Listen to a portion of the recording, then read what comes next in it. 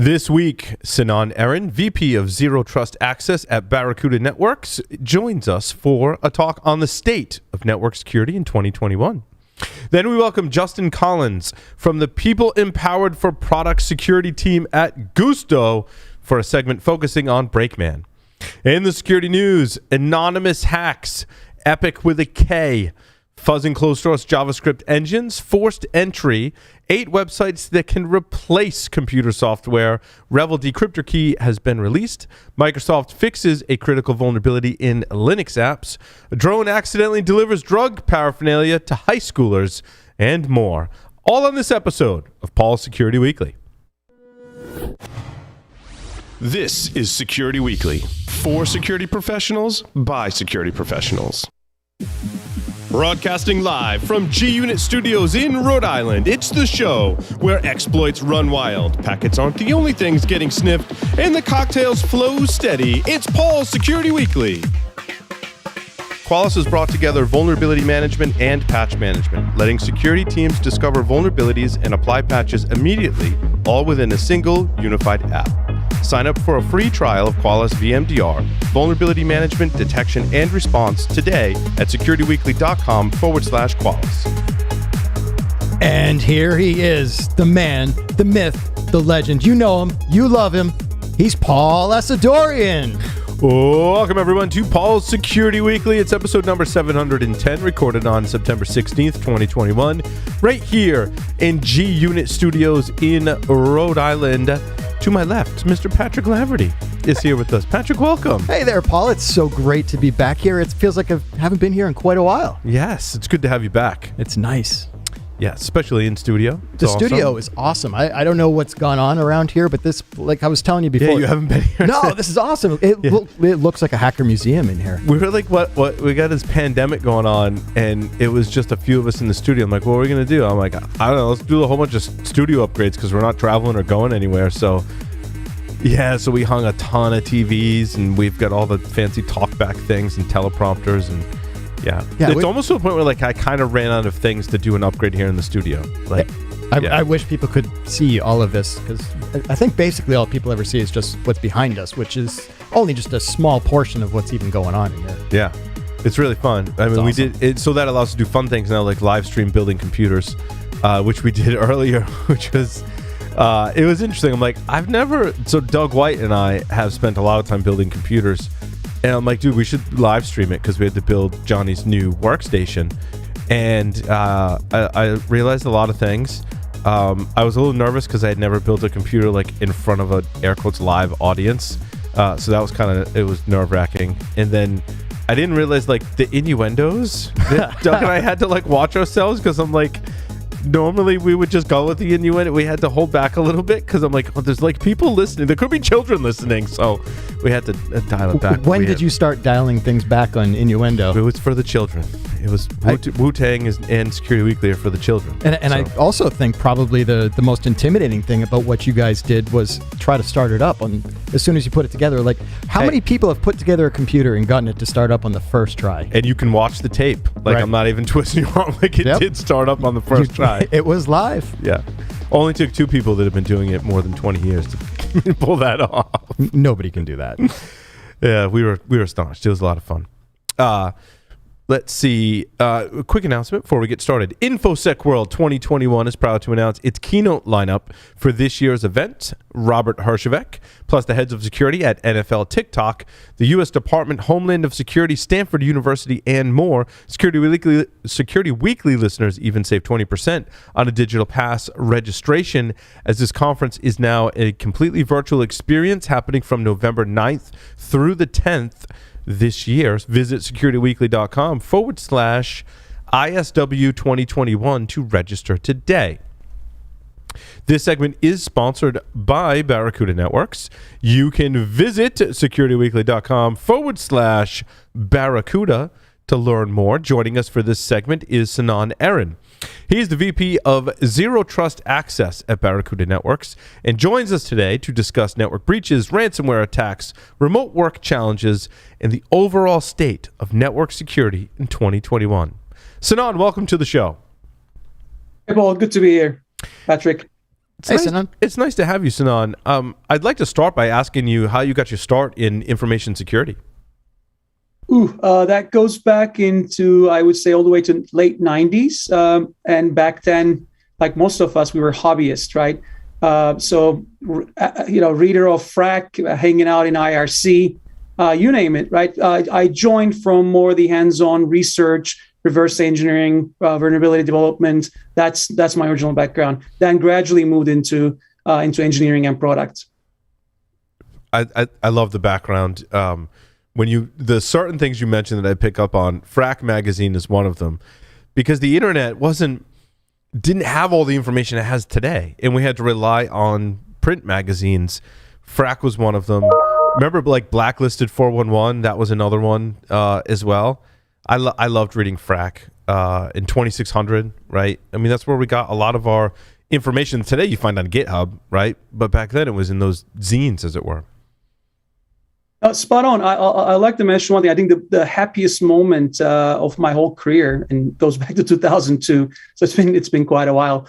I wrote an article on FRAC called "Smashing the Kernel Stack for Fun and Profit," actually as a kind of a homage to the original one, "Smashing the Stack for Fun and Profit" by LF Fun, right? So that's really like the thing that drove me into cybersecurity, gradually turning the hobby into a career, like most of us did over a long period of time. But I would say that magazine, holds a special place in my heart and in my career. Dude, you're like internet famous. Like you had a Smashing the Stack article in FRAC. That's really cool.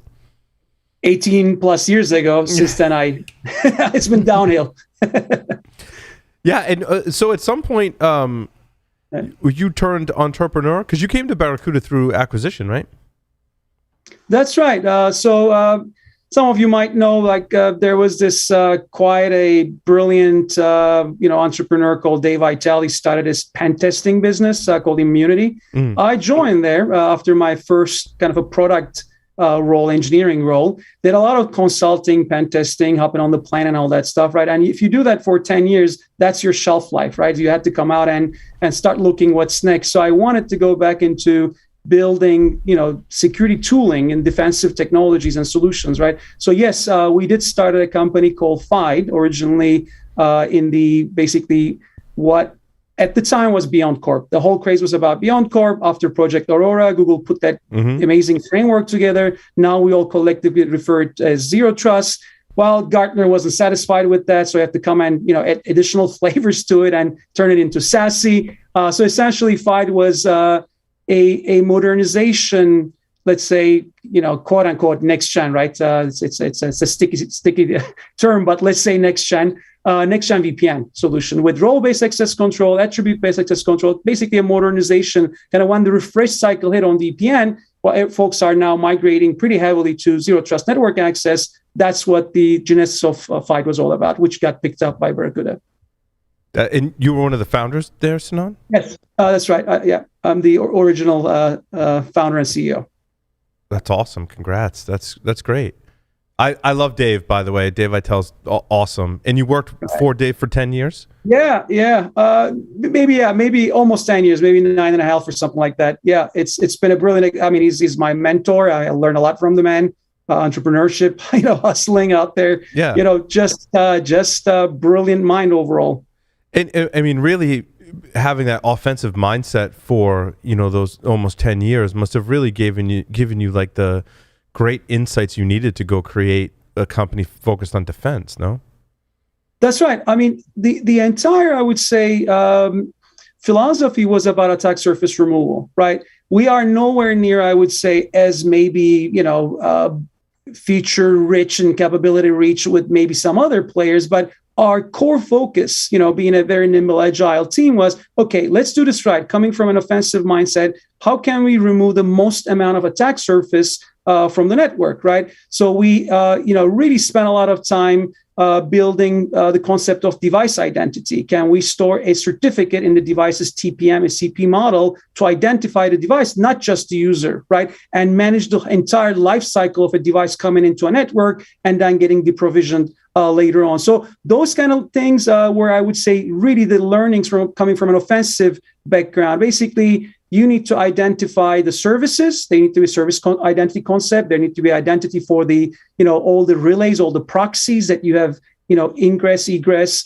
You need to have identity for the users, of course, which is pretty big industry by itself. But of course, now device identity is picking up as well and becoming a dominant, I would say, pillar for cybersecurity and network security in general. Yeah, it's interesting to think about when we talk about the state of network security, how we control our attack surface and what's exposed that an attacker could come after. It's so hard today. I mean, 20 years ago, we date ourselves, right? It was whatever you had plugged in, it was exposed to the network. It was a physical box that was plugged in. Now your attack surface, like you're saying, Sinan, is your users, it's your services, it's all these things that aren't really they're not as tangible as they used to be, and that presents challenges, no? That's spot on.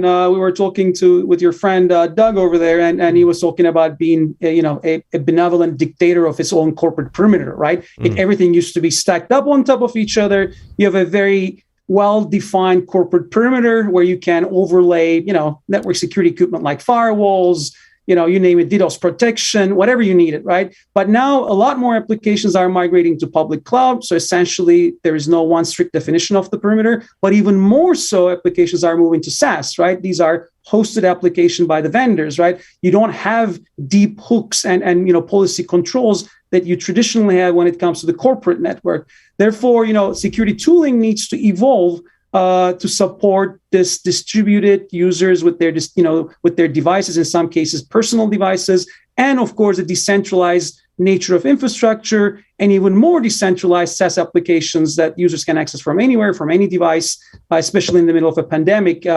We started to see that there were cracks forming around the traditional sense of network security, where you concentrate everybody into a secure corporate perimeter, and then you let them hit, public internet. Is not scaling, is not working. So, you need to move the controls where the users are, where the devices are, and where the applications reside. And that's so important today. I mean, we can remember years ago when I would use a dial-up modem to get into my, company that I worked for. And then after that, I would have a laptop. And the only way I could get at internal resources and applications that I needed to access was a fat VPN client that I had to install on my laptop. I mean, that's long gone. Salesforce, I think, led that charge of, the first really big SaaS application.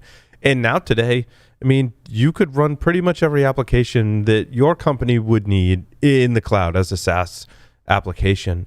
And my question, Sinan, is how do we deal with that challenge today? And I know, Gartner and others are throwing around terms like SASE and zero trust. And I think our audience really wants to know, like, what does that really mean? Yeah, I mean, we did survey about 750 IT leaders, decision makers, and we found out in average there's about 30 plus SaaS apps deployed, right? Mm-hmm. And we're not counting shadow IT. We're not counting what the employees are trying to, use some paste bin and Dropbox here and there, right? Just excluding all those, officially sanctioned about 30 SaaS applications from this surveyed pool of 750 decision makers, CIO types, right? So that tells you that it is it's a growing challenge, right? How do you secure? How do you control?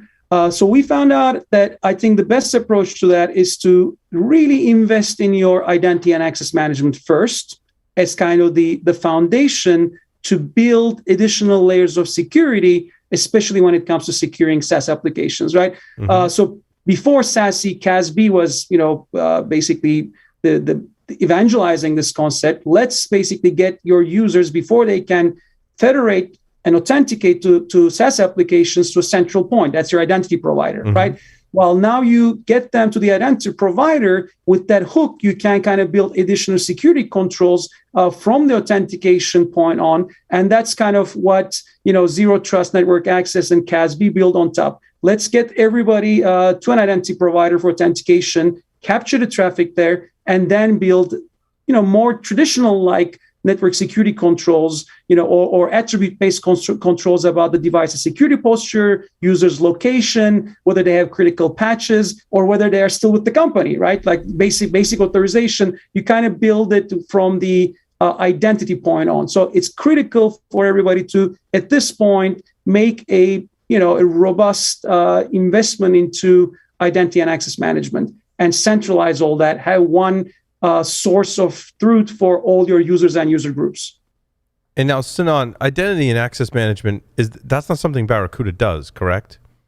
No, we don't. Yeah, we partner, folks like Microsoft, companies like Microsoft and Azure ADs, for example, a very popular, identity management solution that we build on top.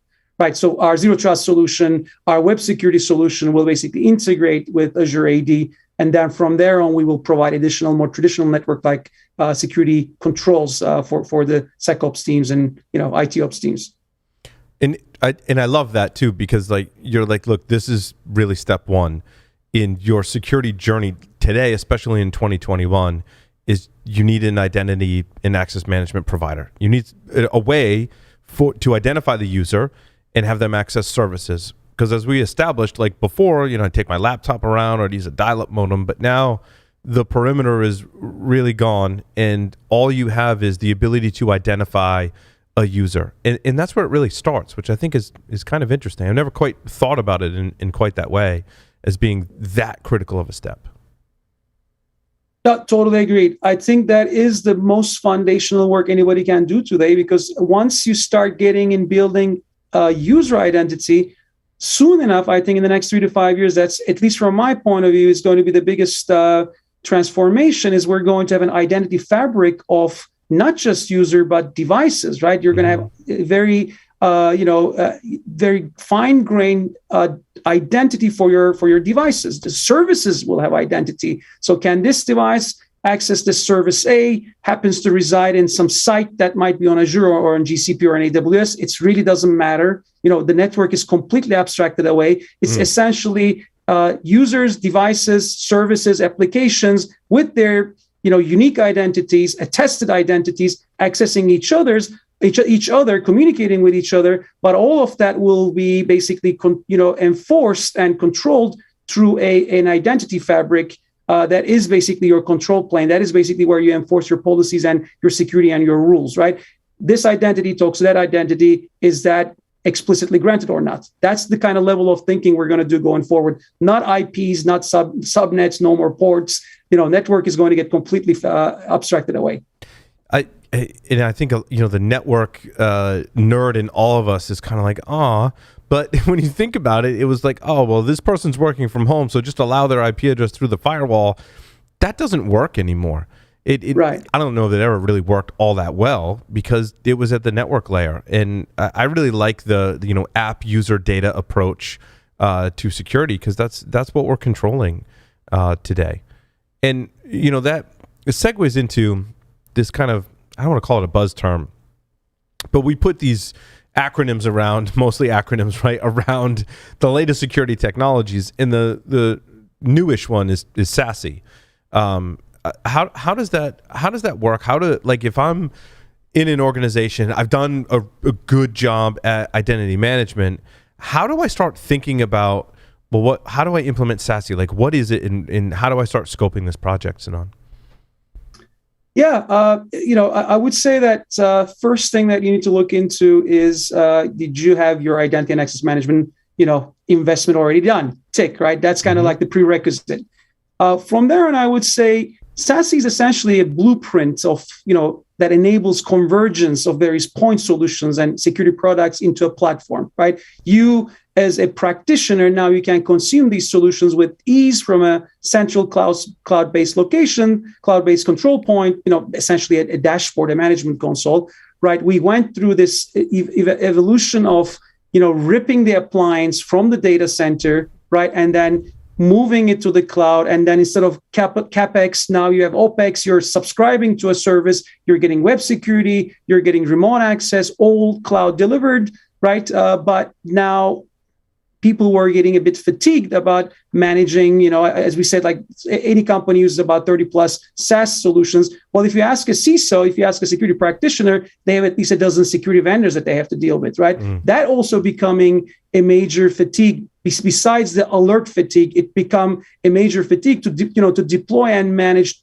a dozen or 2 dozen point solutions to get security done, right? Therefore, SASE kind of is converging all these point solutions into a single platform where you can have in one pillar networking, That's typically SD-WAN, connecting your sites and locations, and firewall as a service, right? Very traditional network security, defining the essence of which network can access which other network, basic firewalling. And on the other pillar, you have security, which Gartner bundles in things like CASB for SaaS application security, zero trust network access for what VPN used to be, but in a more granular, more explicit fashion. And finally, web security, right? You click on bad things, you download malware, ransomware, you click on phishing links. So kind of networking for connectivity, security for all the well-known use cases, they all get put together under the SASE umbrella for the practitioners to consume it from a single trusted vendor and don't have to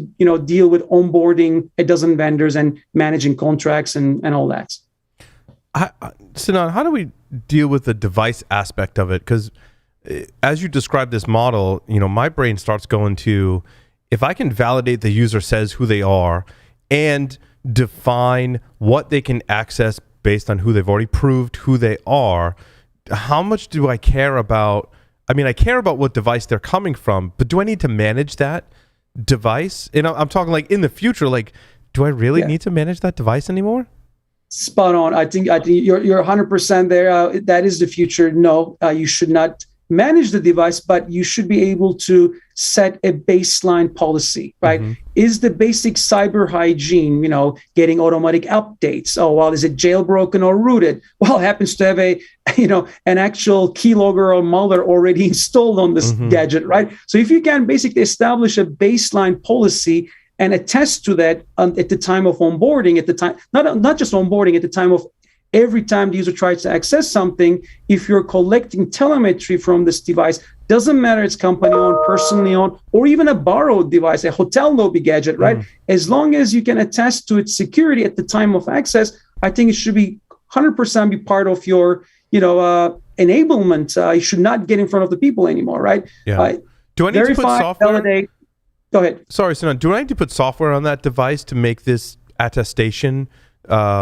Which I'm okay with, by the way, right? Because I mean that, but I don't need to maybe have persistent access to it and manage it. But something probably needs to run on this device to do that attestation, correct?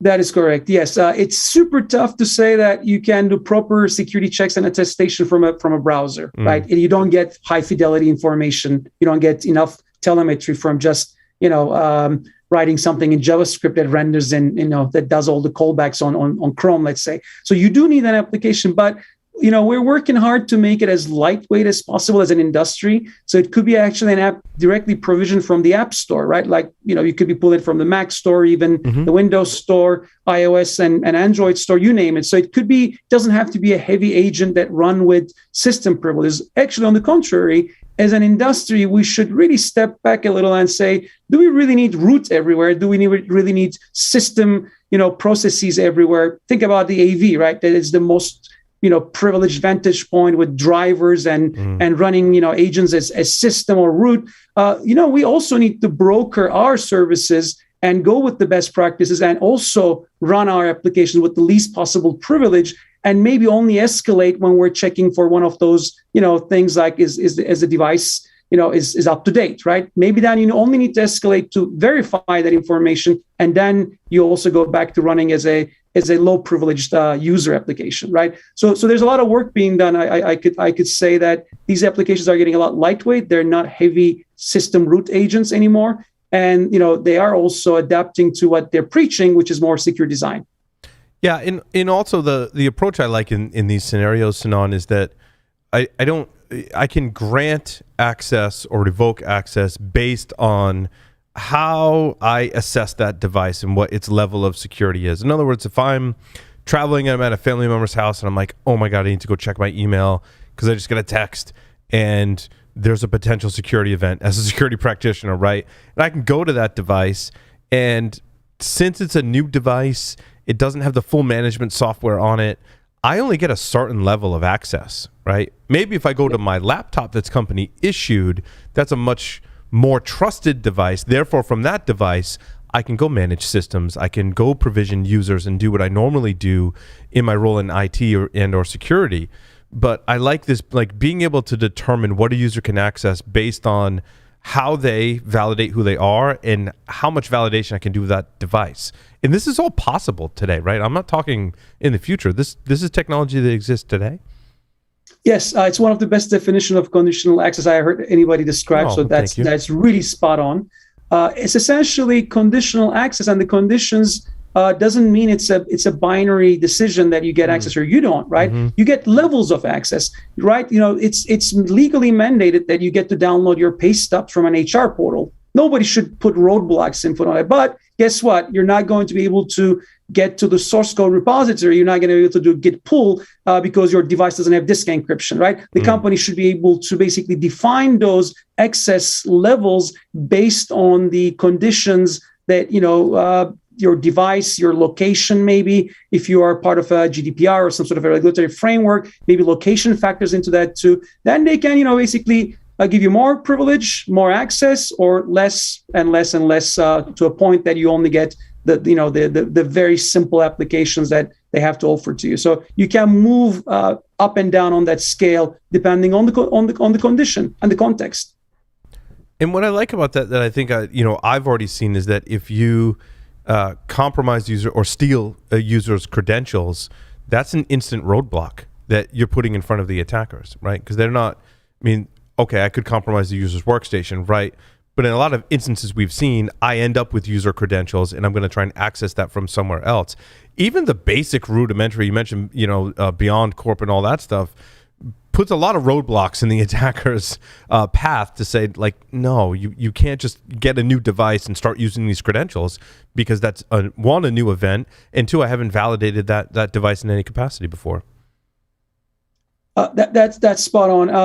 I can say that, you steal credentials, and there's unfortunately ways to do downgrade attacks on multi-factor authentication, right? You can always report your token to be lost or stolen. They always kind of have a backup for text message or a call, right? Yep. You can kind of keep downgrading that till you even bypass two-factor authentication, right? So therefore, having a means to kind of identify the device becomes a much more important, I would say, additional factor for you to be able to access anything, right? It's beyond the username and the password, even the potential to enter a TOTP or an SMS, shortcode. Now you need to have a device certificate that kind of unlocks the access gate for you. And it's tough to, clone that because it's typically stored on a keychain that's hardware backed, right? It's not that simple. Even if you compromise the user directly on the endpoint, you shouldn't be easily extract that device key out of that gadget, right?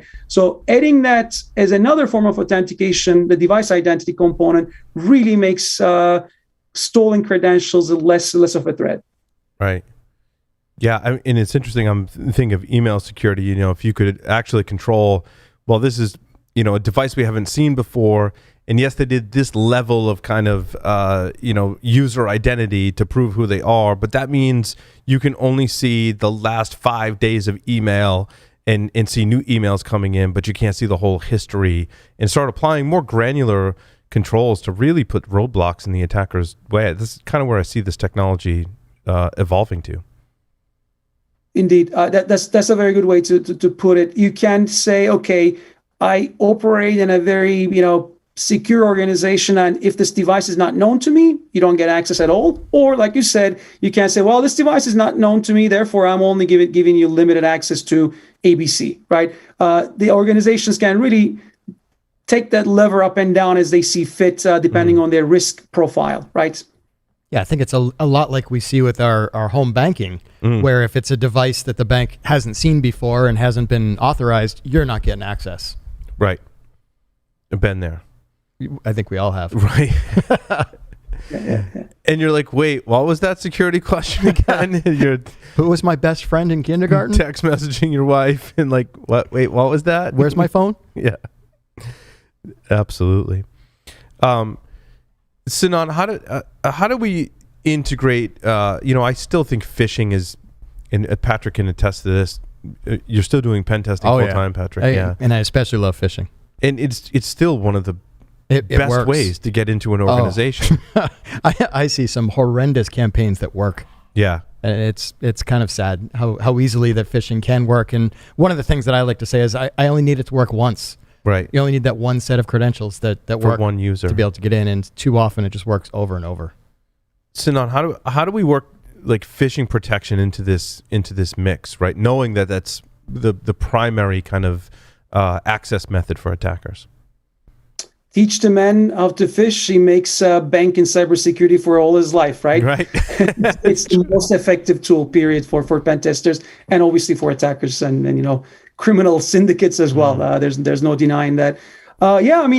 Strong authentication. Really, the two-factor MFA is these table stakes. We got to get that done. There's a lot more telemetry-based solutions that leverage machine learning. Right, you collect continuous telemetry. You got a bit more comfortable over time about the user's certain patterns. These things help a lot, right? You did. Let's assume the credentials are going to get stolen. But the authentication, right, whether, there's a SAML or some sort of an OpenID Connect hook there, through that, you can actually say, oh, wait a second, I have never seen this user coming through this way, right? So all these kind of additional telemetry that you collect about users' behavior now can add additional hurdles to attackers when it comes to phishing. So this is an evolving. We can't try to prevent, right? You have email security solutions that are very good at this. They can pick up, newly registered domains. They have all kind of tremendous, investments into AI and machine learning, etc. But let's assume it's always going to go through at some point, right? Or some of the attacks are going to go through. I think with additional layers of behavioral and heuristical analysis, we can add more challenges, like you were talking about the bank, right? So those credentials will be a lot less valuable to the attackers if it gets harder for them to just continue authenticating and laterally moving from there. I think we often regard, AI and machine learning as buzzwords and kind of dismiss it, but it has its place, especially in the scenarios where we're talking about. How much effort, and then my question is, like, how much effort do you have to put into the training of all this, right? So you're setting up, you got identity management, you're setting up SASE. We're not just turning on controls, right? There's a learning kind of period that you previously described to me. What does that learning period look like for your customers?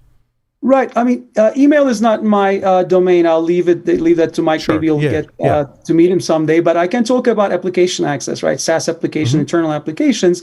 You do indeed start with, like all security solutions and platforms in the last 15, 20 years, you monitor, right? You start to see certain access patterns. Okay. Oh, wow. Look what is so obvious. The users that are in HR group is accessing a bunch of HR databases, right? So you can try to start tagging the applications that you might not even know existed, right? You might not have a proper asset inventory, and you're like, okay, start to see some patterns. And then there will be outliers, right? Those will be actually where you spend your time manually trying to understand what the hell is this? Why this one user accessing this, weird workload in AWS 190 times a day, right? So maybe that's what you should be focusing on, while everything else can be turned into some sort of an explicit access rule going forward, right? These three databases belong to HR. Only HR and maybe two IT guys who manage them can access them, and nobody else, right?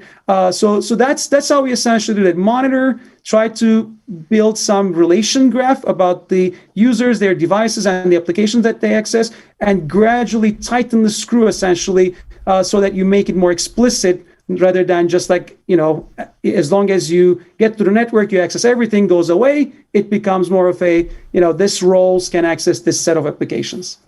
And what I like about these solutions too is it's not always a binary decision. It's not, I want to allow access versus I don't. It's, well, if these things that don't normally happen, that could be maybe an indication of an attack or nefarious activity, that means maybe the answer is not no, but it's provide me with your multi-factor authentication, do some extra level of validation before they're able to take those actions.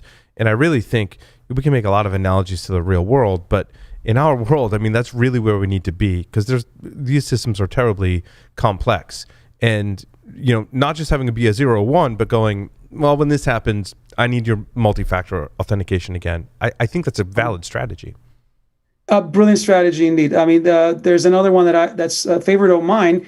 if you're using Teams or Slack, you just Slack the person like a bot Slacks today. Yeah. Was that you SSHing into this workflow that you have never done before? And that, yes, is amazing because you have an audit trail now. The user confirmed over yet another factor, right? It's not just your phone-based, multi-factor, but yet another kind of a response, and you put it on the audit trail. Another one that I like, is a quick example. You can say, you know what, I'm going to grant you access, but in this box that I popped up in front of your screen, explain to me why you're accessing. And then they submit, you grant them access. Again, there's an audit trail. The supervisor, the SecOps teams are going to see that, right? And they're going to say, okay, there was an emergency, and the guy had to SSH into that box. So that those kind of things are it really improves security without building roadblocks that risks business continuity. Absolutely. I'm sorry, my brain's distracted because I had this really funny conversation with my wife about machine learning.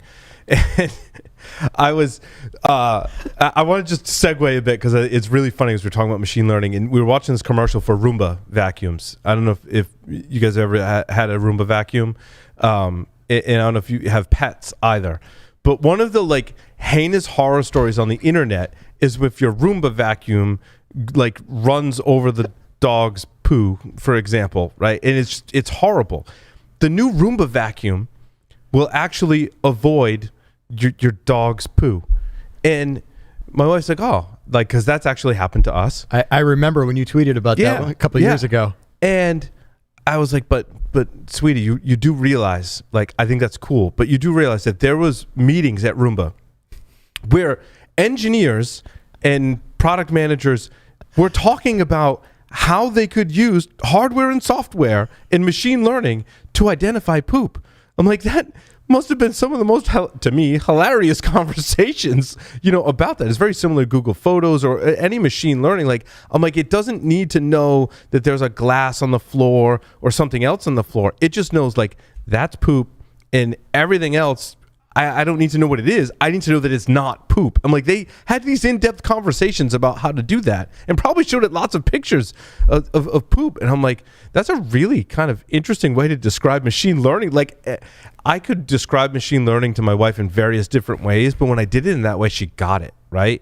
And that's a really great use case and also really hilarious. Like, we talk about machine learning, and I can imagine conversations going behind the scenes at Barracuda, but that conversation about Roomba is absolutely hilarious, in my opinion. And the only thing that had to have been worse than those conversations was being on the QA team of testing that it works. Testing it, right? Hey, let's try it with this one. But that's essentially what we're talking about, right? Is in this context, attackers or various scenarios, how do you identify what's good and what's bad? And there's certainly great use cases in security when we talk about SASE and these other technologies as well. Sorry, Sinan, I had to segue. No, I completely agree. And Totally there's derailed field them. testing, of course, including the poo. But also we have a lot of these, new up and coming technologies that simulates breaches and attacks, right? So you can kind of have this reinforcement of this learning, and the model continuously adapting by actually leveraging offensive tooling, right? So it feeds on itself and it gets better. I think we should invest in both sides, right? Let's invest in offensive tooling so that it can generate more signals for the defensive algorithms, machine learning to improve on that, right? So I think, with that, there's going to be a lot more interesting additional edge cases. Attackers are going to find interesting adversarial tactics against machine learning. It's an evolving, science, or engineering field, let's say, but it's also very exciting at the same time. There's tremendous potential. Sorry, Johnny was, my producer was talking in my ear. I'm not sure if it was on purpose or not. It's not. That's okay. It's okay. Yeah. I don't know where I was going next. Sorry, I got distracted. You got distracted again thinking about the Roomba. I did. No, I do. It wasn't. And then there was chatter in my head as well. I apologize, Sinan. So, Sinan, I think we've mapped out the roadmap pretty well in terms of like what you need to be successful when we talk about SASE technology, right? Identity management is critical. From there, it's basically a monitor and then tune in your environment. Like, what other conversations are you having with customers about how they can take advantage of this technology to really use it to both monitor and prevent attacks in their environments? Right. I could say that about the folks that we surveyed and discussed. About 3/4 of them already made an SD-WAN investment. Right.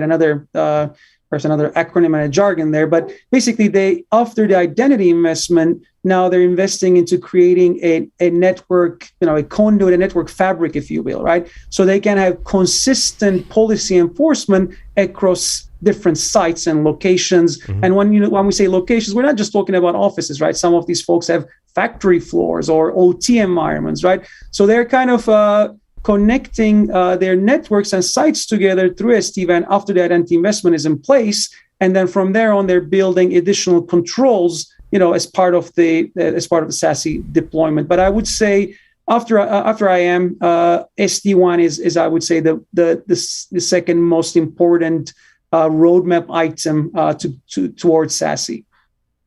And this also was really about vendor consolidation as well, because a lot of what we're talking about, you can go to a lot of different vendors and start stringing this together. But from what I'm hearing from Barracuda, the messaging is you can get this kind of in one place. And I think what we're hearing also from CISOs, right, is they want less vendors to deal with, to be able to implement.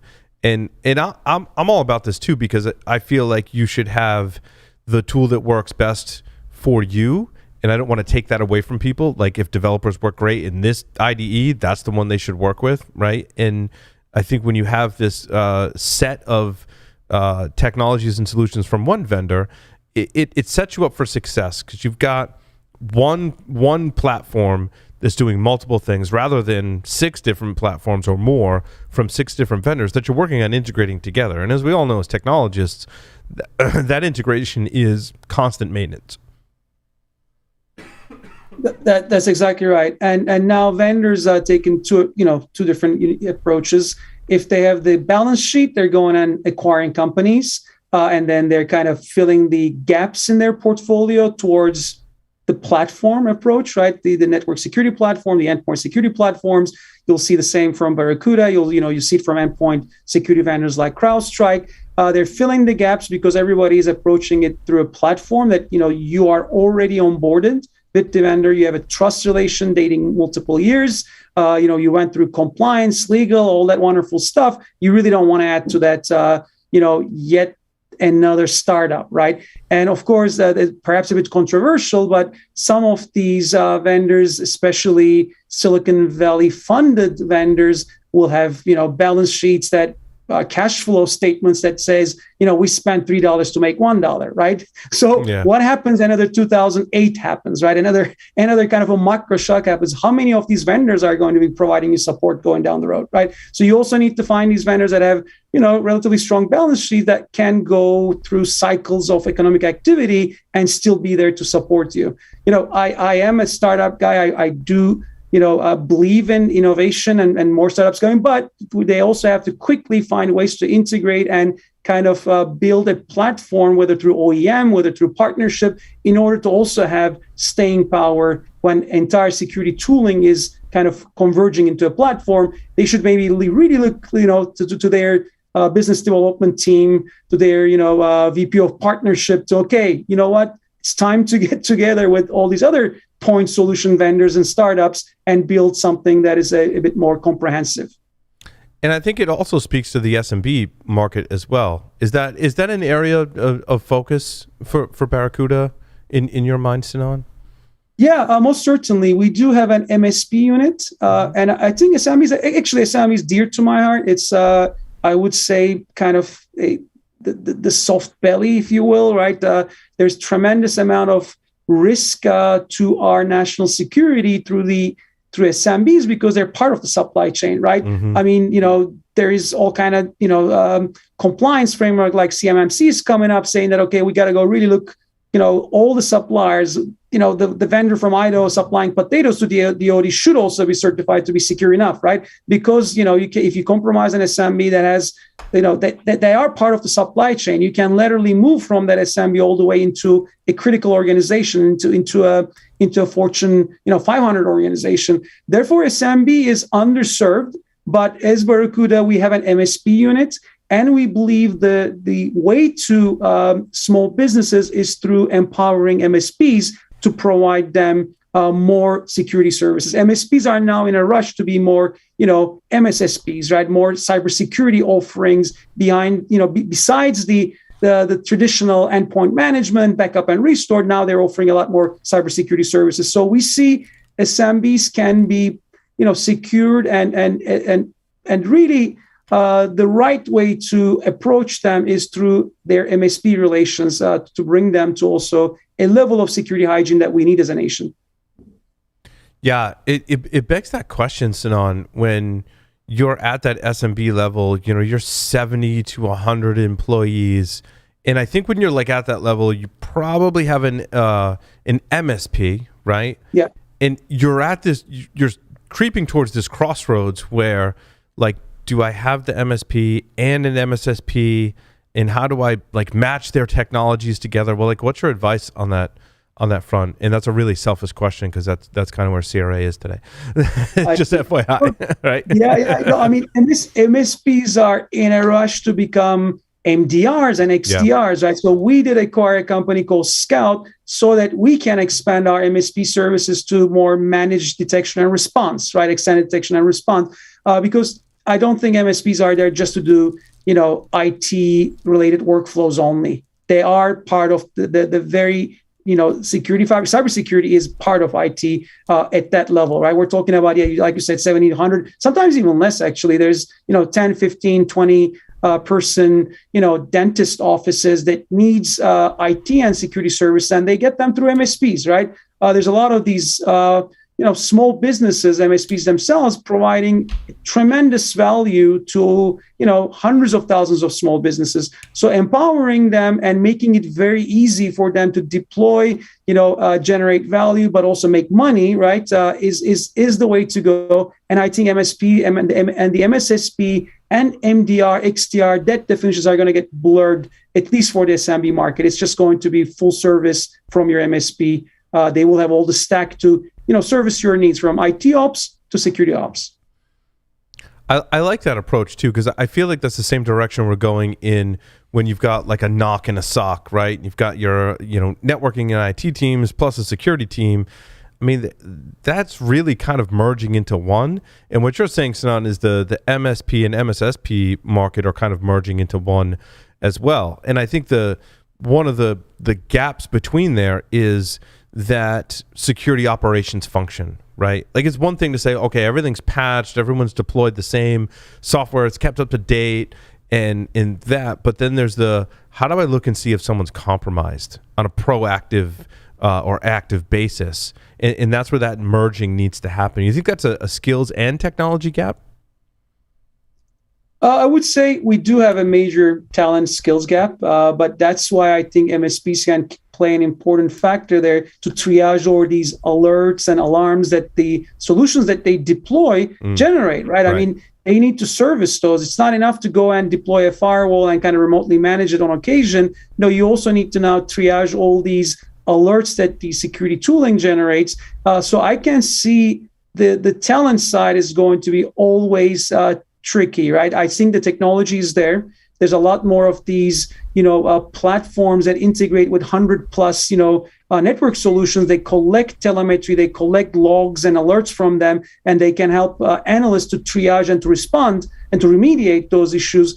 But can we hire fast enough these analysts to help, through the MSP channel to service the SMB? I don't have a good answer. And we definitely should be doing a lot more on the education side when it comes to cybersecurity. It is a great career to have. I mean, I recommend anybody and everybody that is interested in a SOC or an MDR, XDR style. It's tough, but it's a good way to enter cybersecurity. And we need more talent. And I think the MSP kind of talent pool is a great place to start in giving them some security knowledge and kind of merge that. That's a great. I hadn't really thought about it in that way, Sinan. I think that's a great suggestion. It's a good place to start, especially for a lot of the towns, like in municipalities as well, right? We kind of consider them as SMBs, maybe not the number of people, but when we look at some of the recent attacks, and everyone just think about their own city or town they live in, like here in the U.S., for an example, we know that the IT side is usually really weak. That's spot on. I think we should take those technicians that work at MSPs, really increase their cybersecurity know-how and knowledge base. And they also get to earn more, right? It's a high demand. I think that grassroots efforts can pay dividends, many years to come if we can get the MSP technicians to get more cybersecurity knowledge and support their SMB base with more value add, right? Everybody gets the benefit. Patrick, did you have more questions for Sinan? I don't at this time. It's been pretty awesome to hear about all this stuff as we go through it. And like you were just saying, talking about the towns that we live in, we're probably lucky if we have one person dedicated to IT in these towns. So, just like you said, that you might think that there's a lot of people in a town where there might be 25, 30,000 people, but the dedicated IT team is really, at best, one person. One person, yeah. Sinan, I just have 5 silly questions for you. Oh, boy. Here on Security Weekly. Are you ready to play 5 questions with Security Weekly? Well, let's do it. 3 words to describe yourself. Curious, hungry, I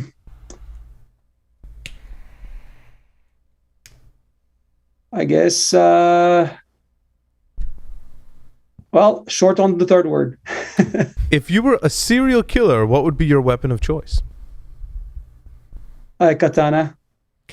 If you wrote a book about yourself, what would the title be?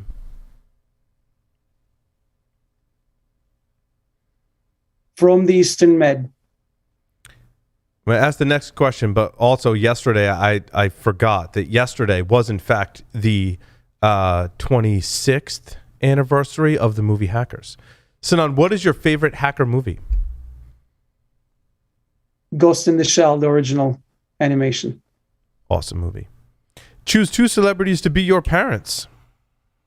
Alive, dead, fictional, or otherwise. And gender does not matter. Okay, makes sense. Yeah. Aristotle and Hayek. Sinan. Philosophers. Awesome. Sinan, thank you so much for appearing on Paul Security Weekly this evening. Thank you, Paul Patrick. This was super fun. It was great. And this segment is sponsored by Barracuda. Again, folks who want to learn more can visit securityweekly.com/Barracuda. Coming up next, Justin Collins from Gusto. Stick around.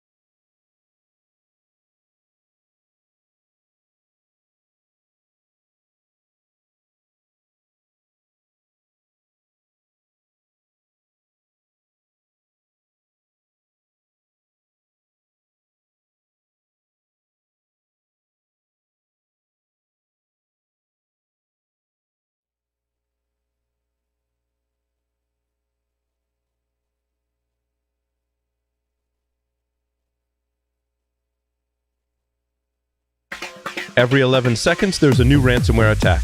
Oil pipelines, universities, corporations, all paying millions of dollars. Barracuda says, don't pay the ransom. Before a ransomware attack occurs, train your teams to recognize an attack and use anti-phishing technology. Protect your applications, and they can't get onto your network. Simple backup and restore solutions quickly recover your data without paying the ransom. Build your ransomware protection plan now by visiting securityweekly.com/Barracuda. That's securityweekly.com/Barracuda. Welcome back, everyone, to Paul's Security Weekly. If you missed any of our previously recorded webcasts or technical trainings, they are available for your viewing pleasure at securityweekly.com/on-demand. Joining us as an additional host for this segment is none other than John Kinsella. John, welcome. Hey guys, why do you guys have the cool music and we still have the sort of the old music on ASW? Oh, we'll get you some new music. We can make that happen. Absolutely. He's going to get his own theme music? Yeah, what? You want your own personal Patrick theme music? I want walk-up music like they have in Major League Baseball. So right. Get your own song. John, do you have a title? Like, where are you working somewhere that you can publicly disclose, or are you just you might have missed it since I've been bouncing around this year. I am now co-founder and CTO at a company called Sisense. We are really what we're trying to do is make security easier for the SMEs and SMBs. Nice. So those companies that can't have a security team, they don't want to deal with 100-page reports. How can we get those guys to be able to get secure? So that's the type of stuff I'm doing now. Awesome. So like we were just talking about the individual towns that have one person. One person. Yeah. If they're lucky, right? Justin Collins is here with us.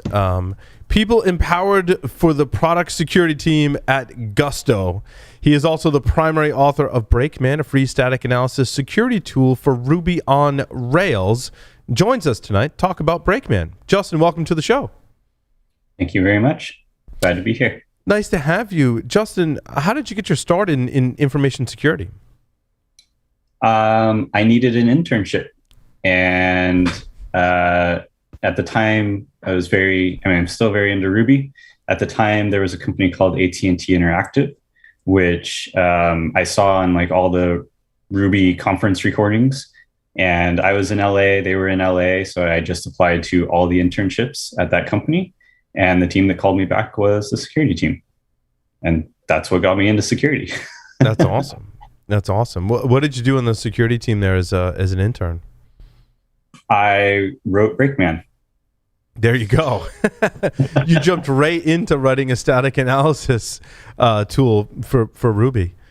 I started as an intern too. I didn't know. Patrick did start as an intern right here at Security Weekly. Yeah, although I didn't give you anything as cool to work on, writing a static analysis tool for Ruby. But we certainly can't talk about the tasks that you had me do. But no, it was not writing a static analysis tool. That's for sure. So what made you, Justin, want to write a static analysis tool? I mean, you were already sounded like you were into Ruby at the time, but what made you want to pivot into writing a security tool for the language? It basically came down to I didn't know what I was doing, and AT&T Interactive was a big Ruby on Rails shop at the time, and the commercial tools didn't really cover Ruby on Rails, so we needed it.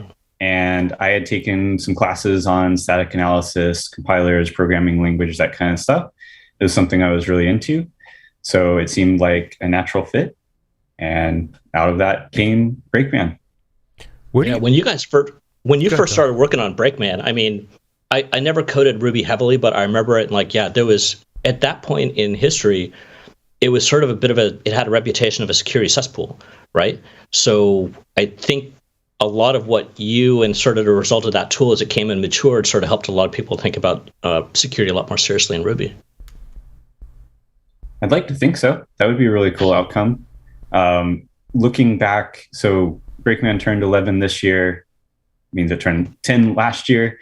And I looked back and Brakeman came out a week before Rails 3.0. And Rails 3.0 was the version where they started escaping HTML by default. So prior to that, they weren't, the templating languages weren't even escaping by default. So yeah, it was Rails has come a long way security wise since then. How popular is Ruby, and specifically Ruby on Rails today? Is it still pretty popular with organizations deploying applications? I think so. I mean, there's a lot of conversation of, is Ruby dead? Is Rails dead? Is maybe it's turning into more of a legacy framework. I feel like I'm pretty biased, so I don't want to jump on the Rails is dead. Ruby is dead. Ruby really rode the Rails train. I shouldn't have made that joke, but it rode Rails in sort of the US, I would say, especially. In Japan, Ruby is still kind of like, yeah, they do some web work in it, but they also do like embedded controllers in Ruby. So, I think the Ruby ecosystem is bigger than Rails and web, but in the US, yeah, I see it. It's probably on a little bit of a downtrend.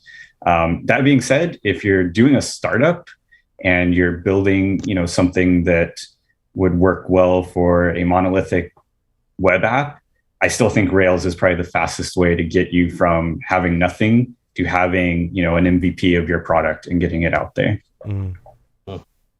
It's funny. Before when I heard that I was going to be hopping on here today as a sort of the plus one, I was looking through, sort of catching up on Brakeman, which you've done over the last, as you said, 11 years.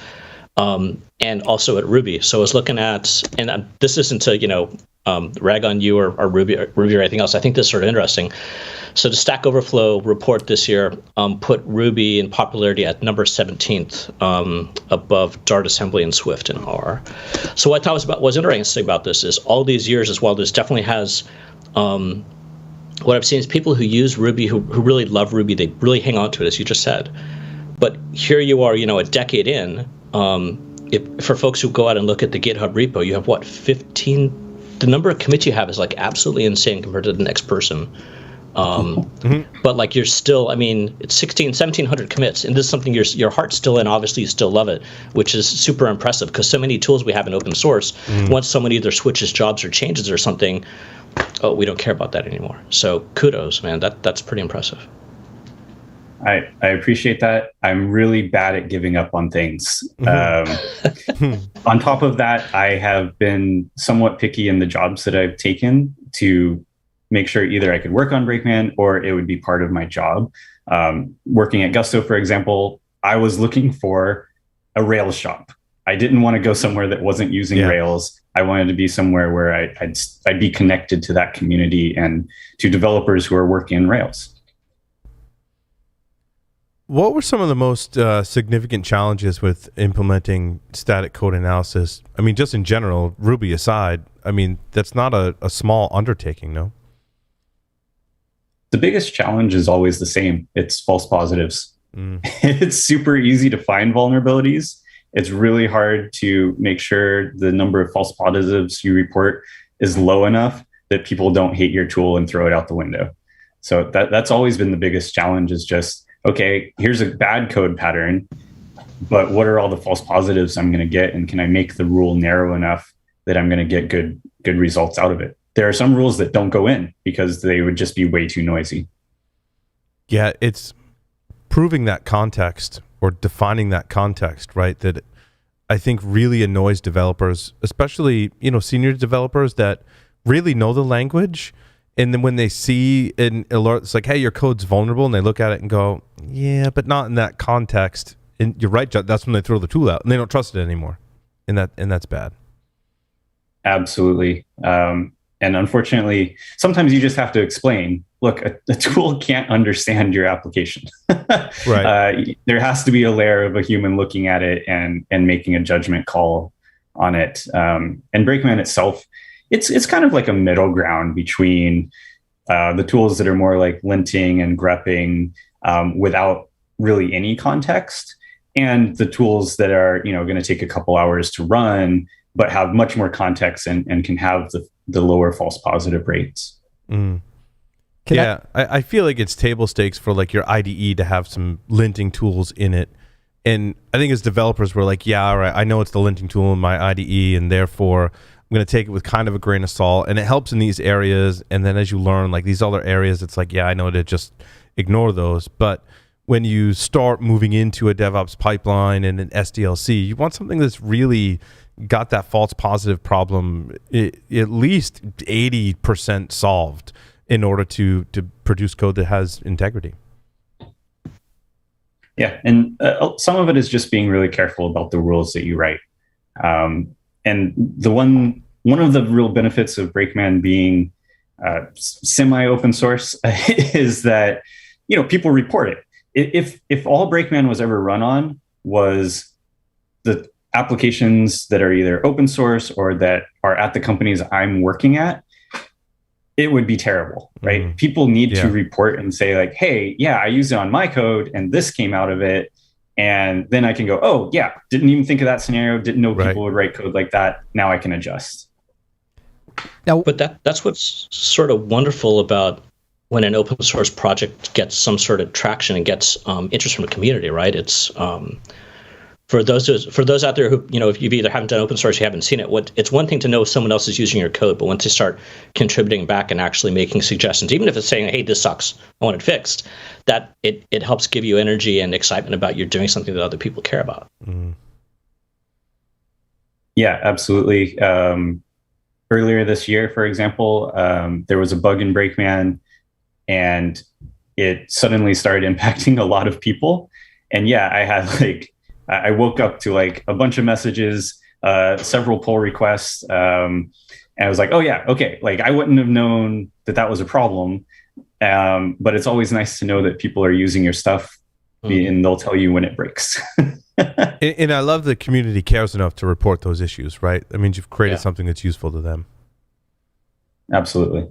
One of the things that I always like to advocate for is the beginners and the noobs, because that's what I always consider myself. So, Justin, just backing up a little bit, do you want to describe what Brakeman does, who it's for, what kind of benefits that you might get out of it? Yeah, absolutely. So, as said at the beginning, Brakeman is a static analysis security tool for Ruby on Rails. What does that mean? It means it looks at the code of your Rails application and it tries to find potential security vulnerabilities in it. The difference, like what makes a static analysis tool, is that it's just looking essentially at the text of your code. It's not running the code. It's not trying to like poke at it. It's just trying to guess based on the text of the code, is this a vulnerability or not?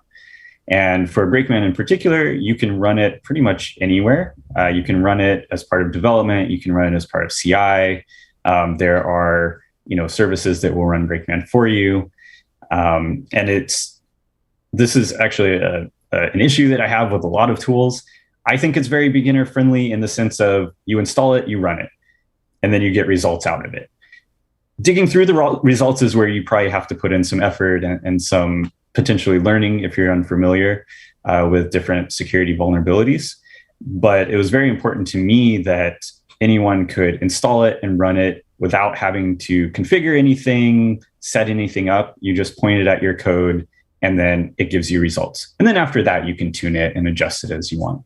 Yeah, I think there's no such thing as a tool that's going to be free of false positives. So you certainly need to dig in and see what kinds of things are in there. So are you kind of saying that, and forgive me because I'm not a Ruby developer, so if some of this doesn't happen, that's totally cool. But are you saying that it's going to catch the typical types of things like your cross-site scripting? It's going to look for user input that's immediately spit back out. It's going to check for SQL injection possible vulnerabilities or some fail open types of conditions as well? Yep, you hit it. You hit on the head. It's those standard things, and static analysis tools. The things that you mentioned are the things that they're generally good at: cross-site scripting, SQL injection, other kinds of injection vulnerabilities are generally pretty easy to spot in code. What a static analysis tool can give you, a couple of things it can give you. One is just a little bit more context. There's an example I give sometimes in presentations where it's like, okay, look at this code. Is it vulnerable? You don't know because it's like one method call or something.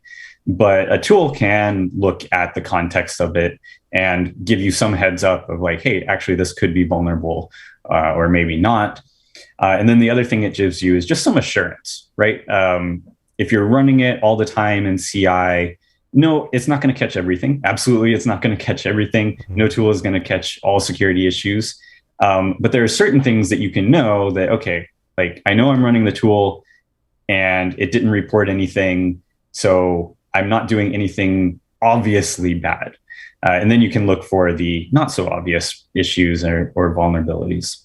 Right, like you've said, it's a static analysis tool, so it's only going to catch so much. Where there's certainly going to be other context-related or dependent issues that wouldn't be caught until more at runtime or a dynamic analysis, and that's not what this tool does.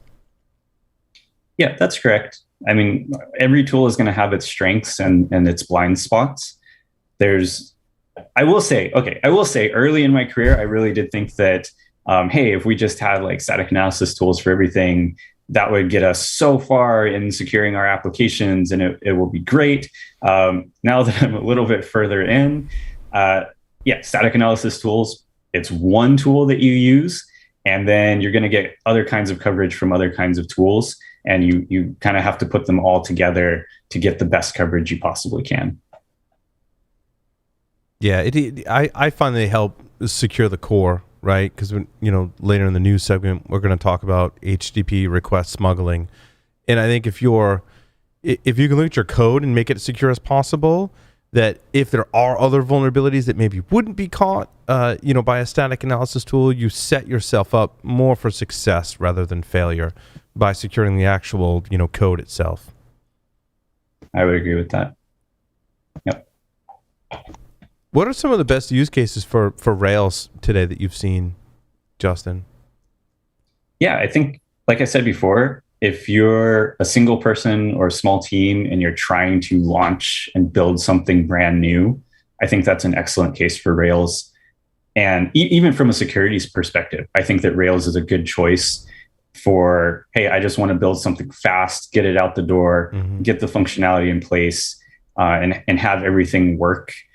Where I see it fall down is once that company grows beyond, or that product grows beyond a certain point where you're like, okay, like it's so big that it's hard to work on, it gets messy, and it's just hard to engineer Rails applications at that scale. It's not impossible. Of course, we have lots of successful examples out there, GitHub, Shopify, Gusto itself, that are large Rails apps and they are being successful. But I do think that there is a size at which Rails becomes not the best choice. Right. Another bad choice would be if you really need like something hyper performant. You're doing something really compute intensive. Rails is probably not going to be the best choice.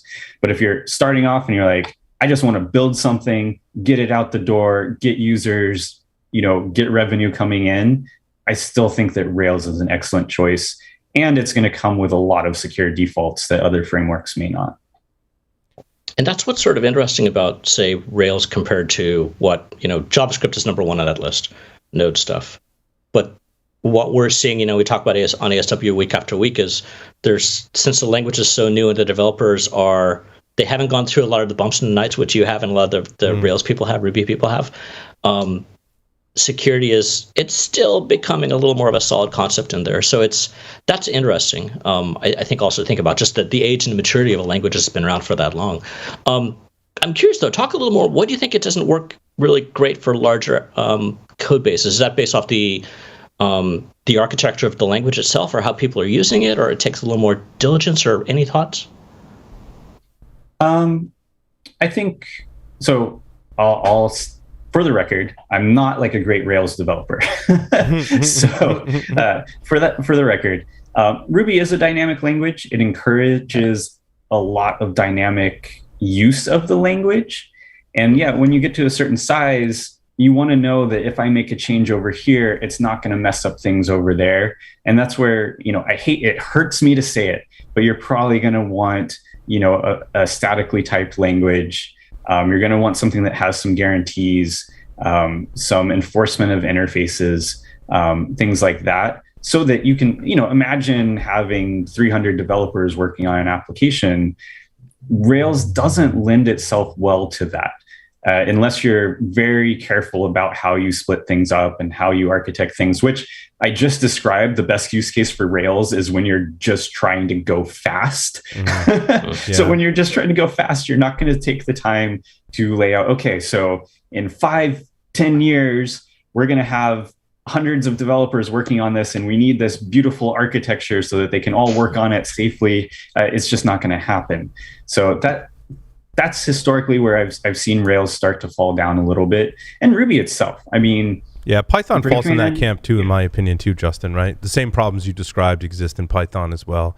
You get to multiple developers and over 10,000 lines of code, and it's like, I need this function needs to really put some, forgive the pun, rails around, what data you can send it and what can come back.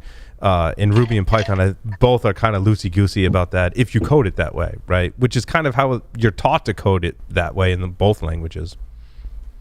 Yeah, I think at some point you have to admit that some languages are good at some things, some languages are good at other things. And there may be a time, if you are building a product, a software company, where you have to change what you're using based on the needs of your product and your company. And again, this does hurt me to say, I love Ruby. I've been using it for a long time, but I still recognize that there are things it's not great at. And there are scales at which it doesn't make sense anymore to continue on with Ruby with let's say, like you said, so many people working on one code base. A lot of times when you look through the documentation for projects, you see some really great flags, and I see that you have a great flag in Brakeman. If Brakeman is running a bit slow, try -- faster. That's almost like the old enhance. I love that kind of thing. That's a great flag that you added into there. Do you know of any big projects that have been using Brakeman? Like, I know, for example, Metasploit is written in Ruby or Meterpreter. Do you know of some that are using this? Maybe you can clarify, what do you mean by using Brakeman? Are you aware of big projects, or I don't know if you can say anybody that you know of, big companies? They're scanning their code base. Yeah, that is. Oh, yep, that has been. Yeah, been using it. I mean, this is probably going to come off as a little pretentious, but you can probably guess that if it's a Rails shop, they're probably using Brakeman once they get to a certain size. You can see, now I don't know who's on the list, but you can go on the Brakeman website and there's a list of companies. It's probably not super up to date because I was trying to do some marketing a few years ago. But yeah, I mean, GitHub uses it. Gusto uses it. But yeah, they're big users. I can also say, when we were selling Brakeman Pro, we had everyone from one-person shops to very large Fortune 50s that were using Brakeman. It's just anyone at this point. I think I've done enough marketing at Brakeman that it's kind of like the standard tool. Like, okay, I'm writing a Rails app. Oh, wait, I need to worry about security. What can I do for security? Okay, I'll start off with Brakeman. That'll give me a starting point for security, for securing my app and making sure I'm not making, really obvious mistakes. Justin, one of the tactics that I've been using lately is when I stand up an open source project or tool, for example, and it's using, it could be Ruby, it could be Python, it could be Go, whatever it is. I read the documentation and I look at what version it recommends, and I ignore the version that comes with my Linux distro, and I install that version, because I know if I don't do that, I'm in for hours or a day or longer of pain and suffering to make it work. But that kind of speaks to when you make releases of Brakeman, how do you deal with all the different Ruby versions, which I'm assuming is pretty similar to Python, and things, sometimes significant things, change between the different versions, which would force you to have some changes in Brakeman, right? So I've been very fortunate. From the beginning, Brakeman has used a project called Ruby Parser, which is written by Ryan Davis.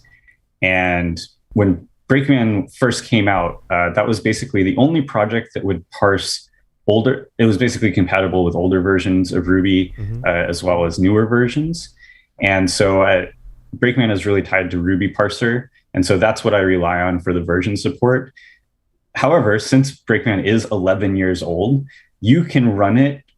The version you use to run Brakeman doesn't have to match the version used for your application. So if you were running an ancient version of Ruby and an ancient version of Rails, let's say 2.3, which is when Brakeman was written, it would still work. It's amazing. And that's just some backwards compatibility that's been maintained along the way.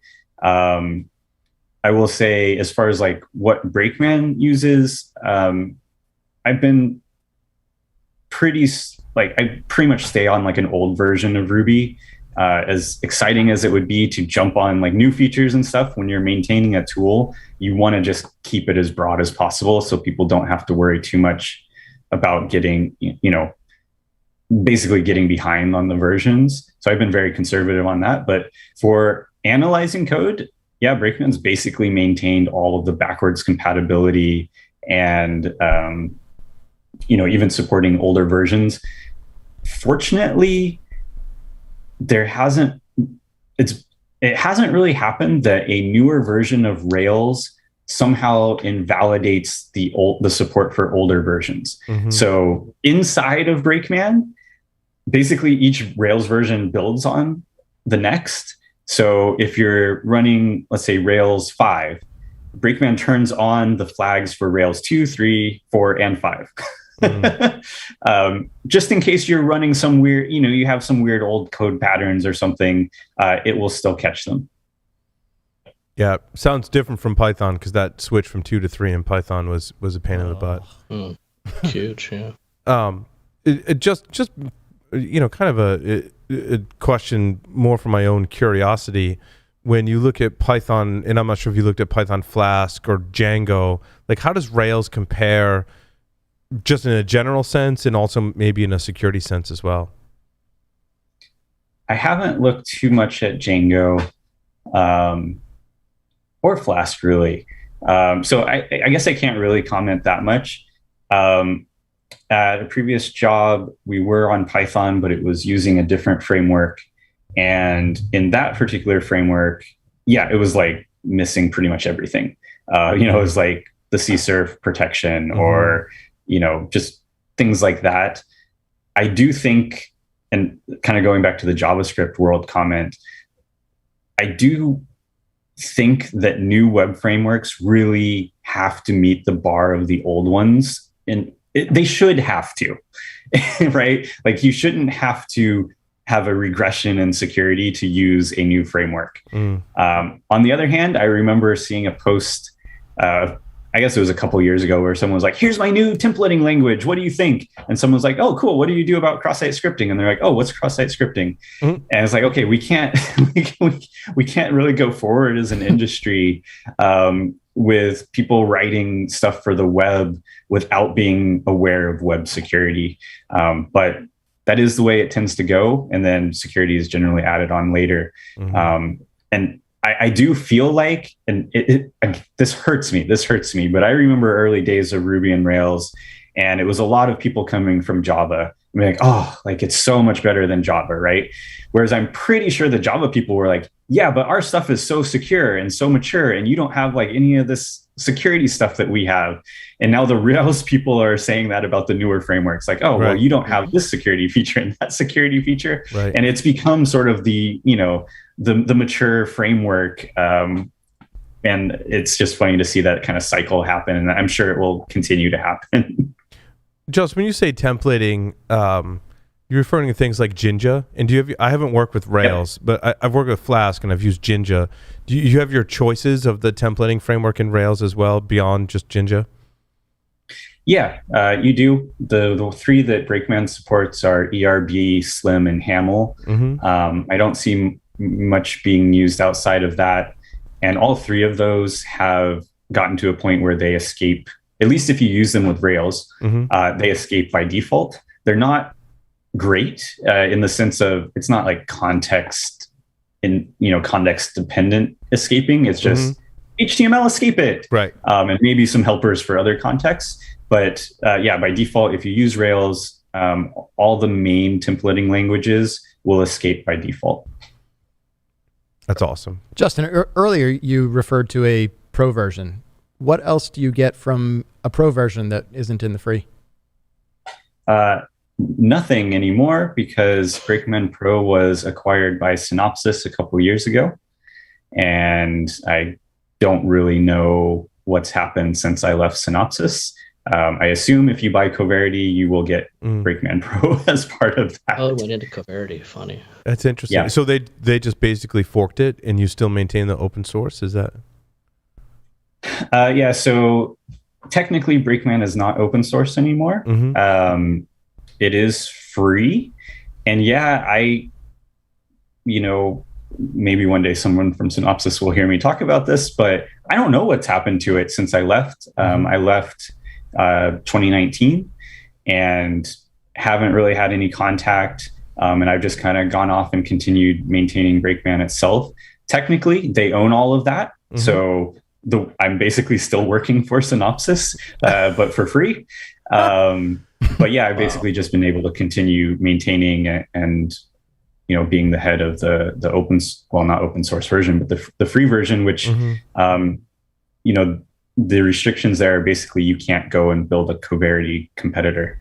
So if you're just I want to scan my code with Brakeman, then it's free to use for you. And so you just produced like a binary version of it then? No, I mean, the source is on GitHub. It's distributed the same way it's always been, as a Ruby gem. Unfortunately, yeah, the pro features are owned by Synopsys. So those are locked up in a Synopsys vault somewhere. But everything since then, it continues to be freely available and source available. What's on the roadmap for you? What do you see going forward in the future development? Well, right now it's broken. So there's a bit of a backlog right now for people who are watching this, on Thursday, September 16th. There was just a really large 5.1 release with just a whole ton of changes there. And that took so much energy out of me that, I haven't been spending much time on it. There is no real roadmap. I just kind of go with what's needed for fixing things, for addressing false positives, for updating the parser. And then, as things come up in my day job, there's opportunities to improve Brakeman for that. New rules, et cetera. But I've never really had like much of a forward-looking roadmap. I just kind of do what I feel like doing or what's necessary at the time. Probably in a way. Go ahead. Sorry, I was going to say, I bet in a way your roadmap is sort of, looking at the release notes you had on that last release were, at some point I stopped and I'm like, wait, this is still the one release he's talking about. So no wonder you're taking a break now. But I imagine your roadmap is going to be pushed to a degree as new things come out in Ruby to be able to support and scan or identify issues with those new bits of code. That's true. Rails 7 is on the horizon, so I expect some new code patterns to come out of that. Something that came out in the Rails 5.1 release is just new, new ORM methods, new database methods that needed to be checked for SQL injection. There's some of that keeping up.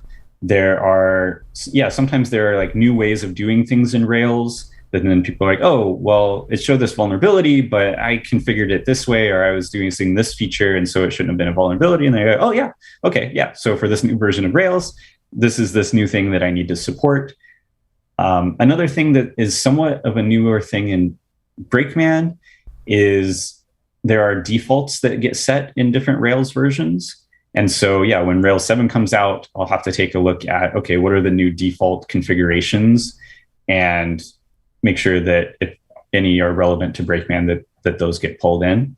So Ruby itself and Rails, as new things come out, they push me as well to continue maintaining Brakeman and keeping up with it. Awesome. I had a question and then I lost it. I'm sorry. Then Sorry. I realized like I hadn't opened my Slack client to see any feedback that was coming in, and then I lost my question. I do, one thing was been on the back of my mind, Justin, something you said in the beginning of the interview, is that a static analysis tool can't really predict like how programmers are going to write basically code, right? That could do the same thing but write it differently. And I think that's how much it relates to security and like what we're talking about. But it's one of the astonishing things to me about programming is that it's an expression of the developer. And I kind of like waxing poetic, right? But I never realized that until I worked on a project where there was multiple developers and then kind of took it over, and I could read through the code and go, oh, that code was written by person A, and this code was written by person B, and I know that. Like I would bet $1 million on it because I know by the way that they wrote code, and that must be a real challenge when you are writing a static analysis tool, right? Just knowing the different ways in which people can write code and solve problems, and having it be so specific is a challenge. Yeah, for maintaining Brakeman, for example. Yeah, sometimes people are like, oh, but like it warned me about this code, or it didn't warn me about this code. Why not? Like, because I never realized someone would write it that way. That way. Yes, yes, yes. It's something that hasn't been touched on, but the reason that Brakeman has even been able to exist is because it is specific to one web framework, and that one web framework has very specific ways that people tend to do things. Yeah. Right. People tend to write their applications a certain way. And Brakeman is assuming that you are writing your application that roughly in that direction. So yeah, sometimes people come in and they're like, oh, but I'm like doing this weird thing over here. I'm like, okay, yeah, but that's like so weird. No, Brakeman doesn't know how to find that, or doesn't know what to do with that.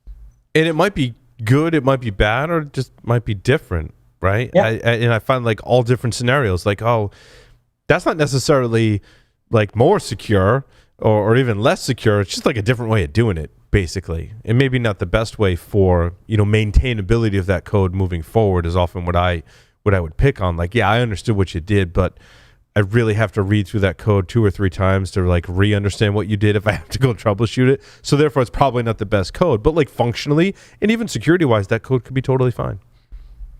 Absolutely.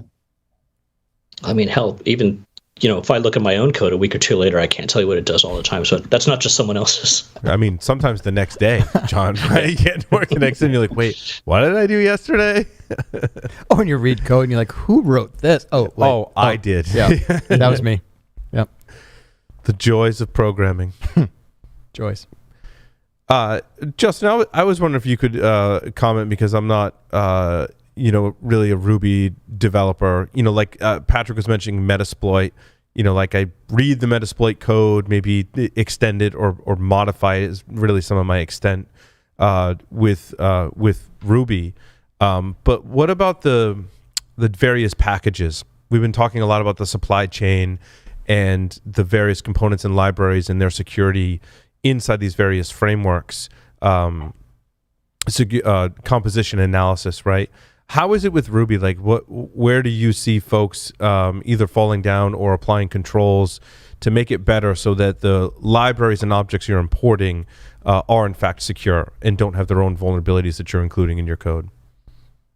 Yeah, absolutely. Brakeman. Ruby has had its own share. The Ruby gems, is the like NPM or PyPy for Ruby. Right. And yeah, there's been cases of sort of typo squatting. There's been cases of people's accounts taken over and someone uploads a malicious version of a gem.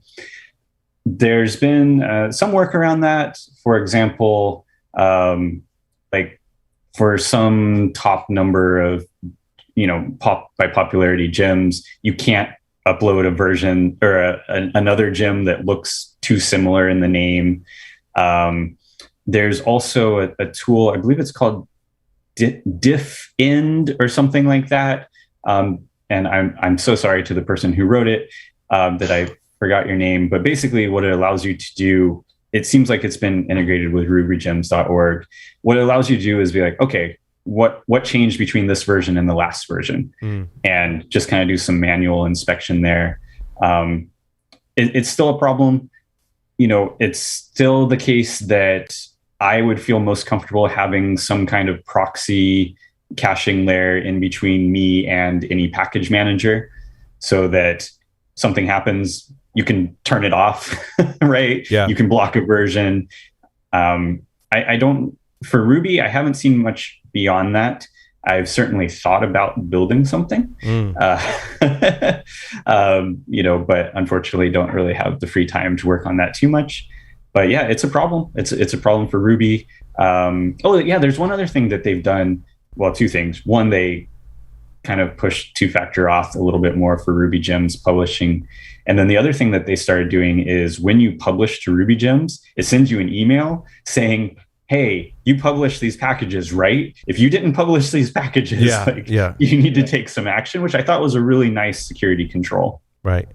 Well, if you do end up writing something, Justin, my biggest gripe with the composition analysis tools is it doesn't tell me which method is vulnerable and if it matches my code and if I'm calling that method. In other words, I pull in a library and then a tool says, hey, you pull in that library and it's vulnerable. I'm like, yeah, but then I dig in and I'm like, but the vulnerability is in this method and I never call that method. Therefore, it's not vulnerable. And that seems to be still a challenge today.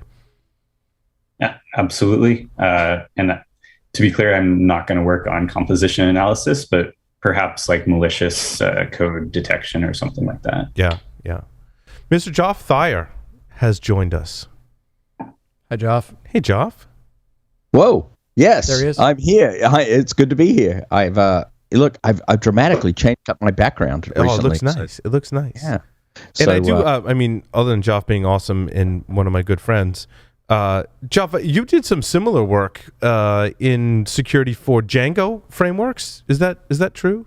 Yeah, it's been quite some time ago right now, but I did some work with some common vulnerability stuff and auditing and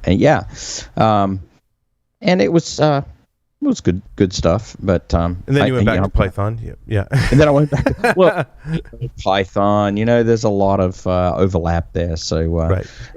But good stuff. Well, you're catching me cold though, so I know. Joff just joined us. You missed most of the conversation, unfortunately, but that's okay. It's nice to have you here, Joff. We're talking with Justin. Wrote Brakeman, which is the framework for looking for a static code analysis for Ruby on Rails applications. Oh, right. Yeah. So, I did do some stuff in Django. Yeah, it's been 2 or 3 years ago, but similar thing, right? A lot of regular expression matching, a lot of, looking for specific known vulnerabilities at the time and to outline those in any source code, things that people were missing in middleware and that sort of stuff. Yeah. Awesome. So, Justin, what's next for Brakeman? I know you don't have a roadmap, but are you still on kind of hiatus, and then you're going to kind of look at the pull request and see where it takes you? That's basically it. Yeah. Or if something urgent comes out, I know people are looking for Ruby 3.0 syntax support, and I know that that's pretty close to being ready. And again, I don't work on it. Ryan Davis works on that. But he's been doing a bunch of work on that recently.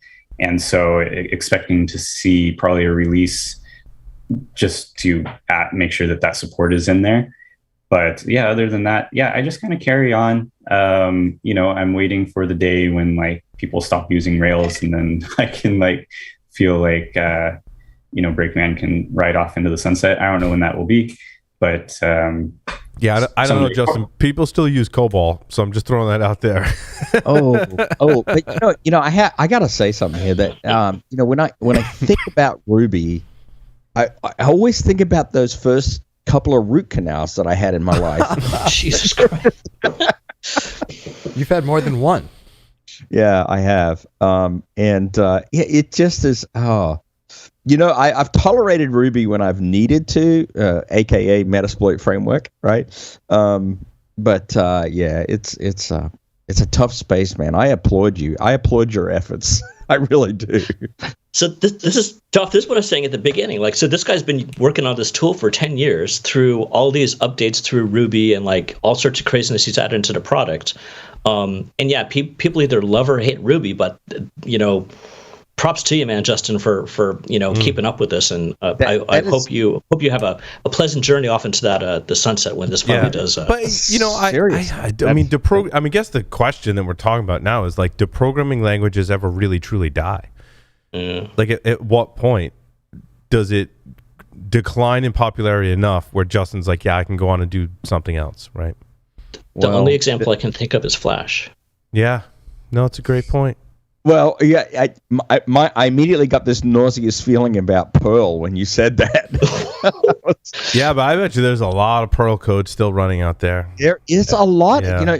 That's the thing. Programming languages, I think it depends, right? There's a big delineator between compiled languages and interpreted languages. And,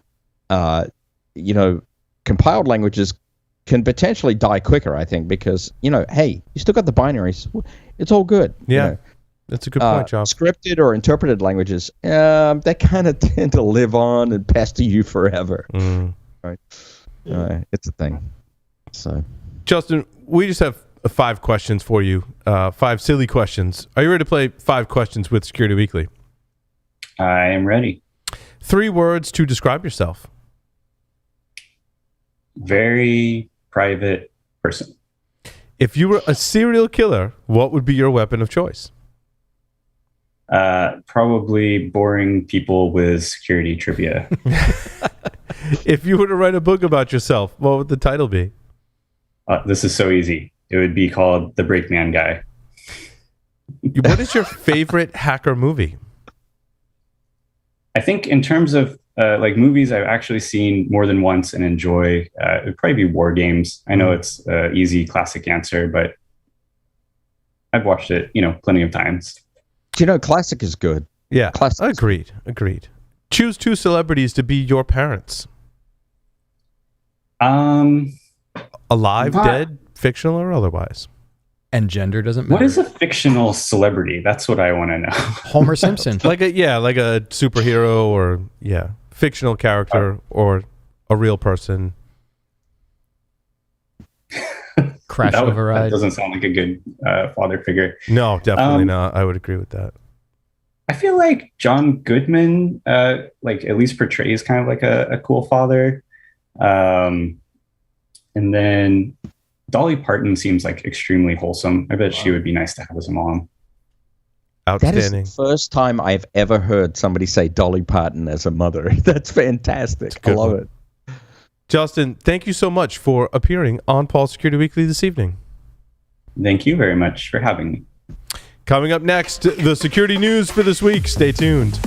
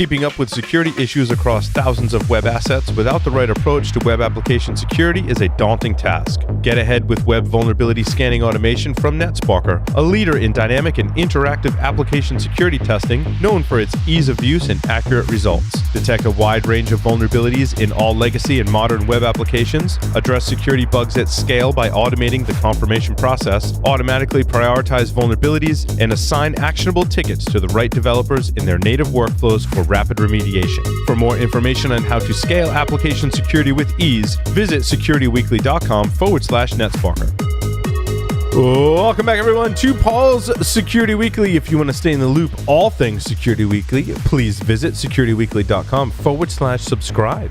You can subscribe to your favorite podcast via your favorite podcast catcher, or subscribe to our YouTube channel, sign up for our mailing list, join our Discord server, and follow us on our live streaming platform, Twitch. So we broadcast live on Twitch and YouTube, and today was kind of the first in what I think will be several different kind of just live broadcasts, right? Like, yeah, we do podcasts, we do webcasts, and what I've been conveying to the team is, like, look, can we just like live stream something like that we think is cool, and if our listeners think it's cool, we'll do more of it.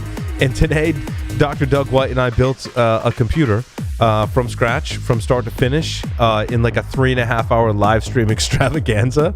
It was hilarious. There were some innuendos. There wasn't any blood. Usually when I build a computer, like, I end up cutting myself. Or electrocution. Or electrocuting Spark. There was none of that, but it was lively. It was entertaining. The amazing part was, and largely, I think just because Doug and I, we had each other. Like, normally, like, Doug will come in, like, while I'm building a computer, and be like, I'll ask Doug a question, whatever, or Doug will do his build and he'll ask me a question. But Doug and I had never, like, we've been building computers independently for 20 years. We've never done one together. So we do one together. Like, you can watch the recording, I'm not lying. We turn it on after the build, and it booted right up into the BIOS, and we installed Windows Live right on the server, like, first shot. And we're like, this doesn't usually happen, just so you know. Like, it's usually like 3 or 4 things that we forgot or had to switch around or whatever before it was booting.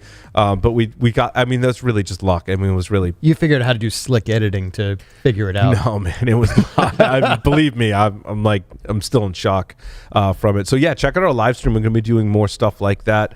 We're going to do some Stogie Geek stuff. So some Security Weekly folks we're going to do a Stogie Geeks thing, sit around and smoke cigars, and hopefully do more of our live streams. So it's awesome. That'll be fun. I am really blessed this evening. Patrick Laverty, John Kinsella, Joff Thayer have all joined us for the news segment. Joff, you've got an announcement. You're teaching a class next week.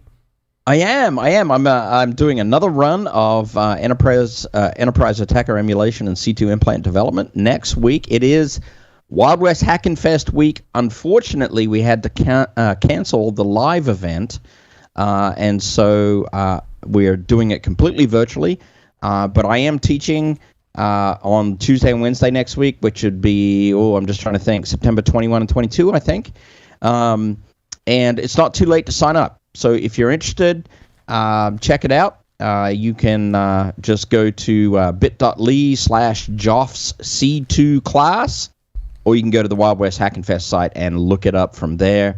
In a short, as I can state it, basically we talk about C2 implant development and a lot of shellcode execution mechanisms that go anywhere from C#, Golang, Python. We cover a lot of languages, a lot of techniques. Do you cover Ruby and Perl? And no. Hell no.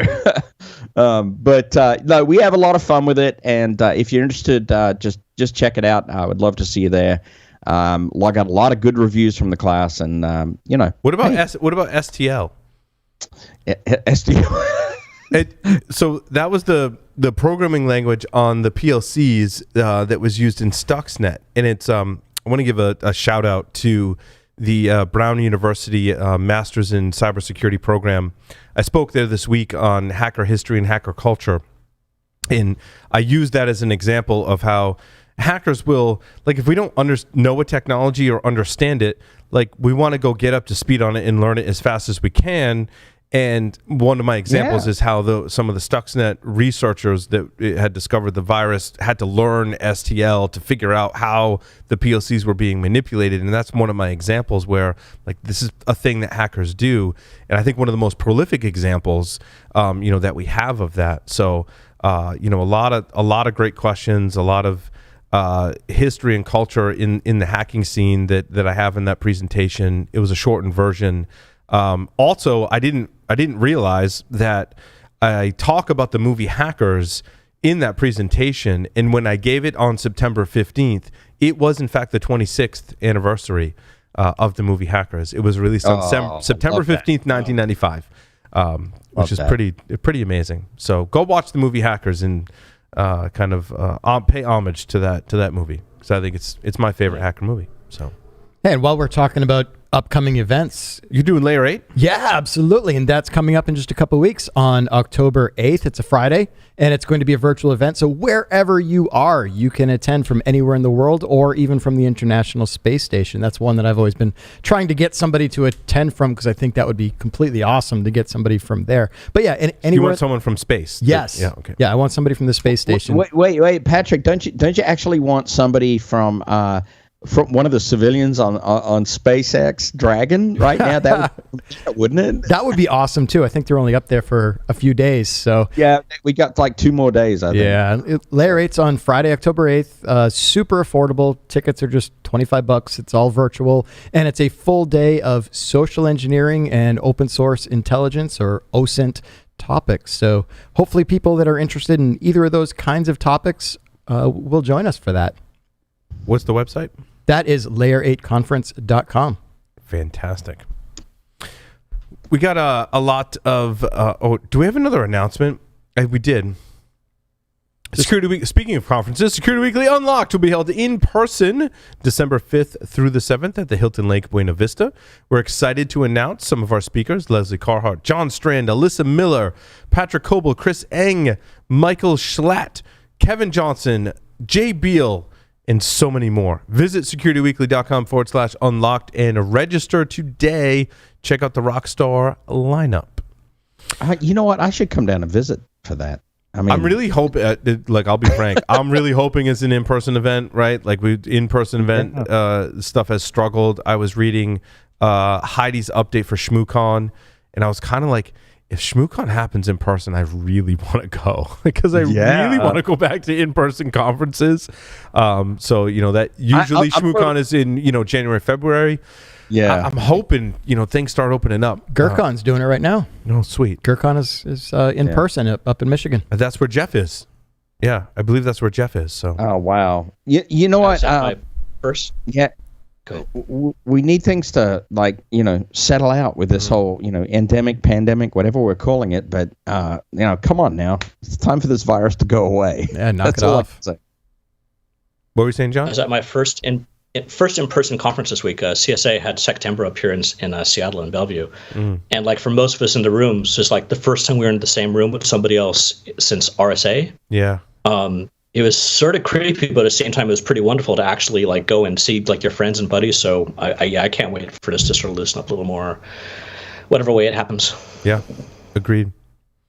So I'll throw if you don't mind, Paul, extra comment on that. We did Wild West Hack and Fest Reno this year in the sort of dip, right, before Delta started emerging. Yeah, and it was so weird. People didn't know how to interact with each other anymore. I mean, COVID's really impacted interpersonal skills. I mean, it was bizarre. Come on, anyway. with our crowd, did they know how to interact in the first place? Yeah, it's always been a challenge. I mean, give people a lot of credit. We spend a lot of time behind the keyboard, by ourselves essentially. So hopefully we can get back to it. Where do we want to start? I think that the NSO group and Citizen Lab and how it intersects with the zero-click iOS exploit, which also had a PDF exploit, which I'm not sure if those were the two that were chained. Let me try and give a quick synopsis. And I want to give credit to Jack Resider at the Dognet Diaries, which is just one of my favorite podcasts in the world. He's knocking it out of the park. The last 2 episodes have been awesome. Oh my God, he just does such a great job. He was on the show a few weeks ago. So Jack did some stuff on this, coupled with stuff I've read. Like basically, NSO Group, we know, is the Israeli company that has the Pegasus software, which relies on exploits that allows people, air quotes people, to spy on other people through basically exploiting their phone, as I've observed. It could be other methods, but they're kind of cagey about what they do, how they do it, and who they do it with. Is Patrick's smiling because you listened to the episode, right? I mean, that's really kind of the crux of the right. The episode is those 3 kind of factors in this. So Pegasus has been around for a while. But how you get Pegasus on the phone is some of the controversy. Originally, it was the user had to click on a link in a text message. Then they developed an exploit that didn't require that the user click on that particular exploit. They didn't want to necessarily admit what they had, or certainly who they shared it with, which kind of segues into another story we have about former spies being prosecuted, essentially. We'll get to that. Citizen Lab has 2 reports. One is Democracy Now! The NSO Group's spies secretly seized control of Apple devices by exploiting a flaw in code. Also, the other article they have is the iMessage zero-click exploit was captured in the wild. So I think like the only way we could kind of prove that NSO Group was using this air quote zero-click exploit was to actually capture it, and they did. They reported it to Apple on September 7th, and Apple on September 13th confirmed it and released an update. Now, say what you will about Apple, and we're going to say some things about Apple and how they treat security and security researchers, which isn't all that positive, and to be quite honest. But now look at the timeline here. The 7th to the 13th, not a whole lot of time, and they did fix it. Primarily because this is such a hot button issue. Sorry. Well, I think they wanted to fix that too because they had a announcement coming out on what was that, Tuesday this week? It was one of the broadcasts. So I suspect they wanted to not have that sort of. They didn't want the heat in the background. Yeah. That's certainly a theory. So there's a CVE that has to do with WebKit and one that has to do with PDF processing. None of this, to folks like us and many of us listening, right, that have been in security for some time, is really any shock. It's really, it's funny. We talk about static code analysis. It's really about what functions in functionality inside your software, takes user input and or unstructured data and tries to process it, is usually where the vulnerabilities lie. Although I think the WebKit one was in assignment, use after free vulnerability, I think was the WebKit one. And the PDF was, obviously data parsing was at fault there, but. Yeah, I mean, it's not surprising that some of these things are coming to the surface. It just takes people to actually look at them. We've said this over and over and over on the show. It's wherever people's, are focused in terms of what code they're looking at as to see whether things are exploitable. And in the case of Apple iOS, it's been less attention for a lot of folks, but certainly these agencies that have an interest in following it, they're going to find it, right? I mean, it's just a matter of time. Image rendering is a particularly vicious kind of area when you think about it, because it's data that you have to parse. When you look at an image on the screen, you got to understand, the computer's just parsing that ones and zeros to display that image. Well, it's particularly vulnerable to attack, right? Because it's a sizable attack surface, right? You're sending data for display. So yeah, it's but the thing is also, go ahead, John. It's always it's one of these areas where we're always seeing new technology, right? The latest things now is Dolby, whatever. What's the chance that codec is 100% clean and doesn't have some ability to be some sort of malicious data put in there too, right? So as we want to well, we're getting some benefit out of better quality, better resolution, all those things. But also, as a company like Apple wants to market more and more and come out with a new sort of cool technology under a millimeter thinner, and I'm a big Apple fan, but that new tech for those bells and whistles is sort of giving a chance for this type of stuff to come in. And how it's used was really interesting to me. When I Jack did a great job of chronicling as best he could. Like, he couldn't get NSO Group to come on the show. I mean, and he talked about that when he was on our show. Like, I mean, he put like just an enormous effort into trying to get NSO on the show. And what he had to rely on was all the reports from Citizen Lab, all the reports from other major news outlets that interviewed them. And what you glean from that are stories on how it could have been used. So, like, if you've got a weaponized exploit for iOS and you sell it to someone, a nation state or a government, they can use that for bad or good. In a lot of cases, it sounded like both. Like, the Mexican government, for example, wanted to use that to go after drug cartels. But politics come in the mix. And what if we were to put it on the journalist's phone, but maybe not just the journalist's phone? What about the journalist family? Because maybe the journalist isn't going to fall for the SMS phishing attack, but their family is. And they found it on, friends and family of targets that it's really questionable whether they're criminals. In fact, in some cases, you can be like, that person's not a criminal. Like, you're going after it for political means. And there's all these stories about all these different governments that could get a hold of this technology. Sure, use it to go after criminals, but if you can use it to go after criminals, you can use it to go after people who oppose the government in these countries.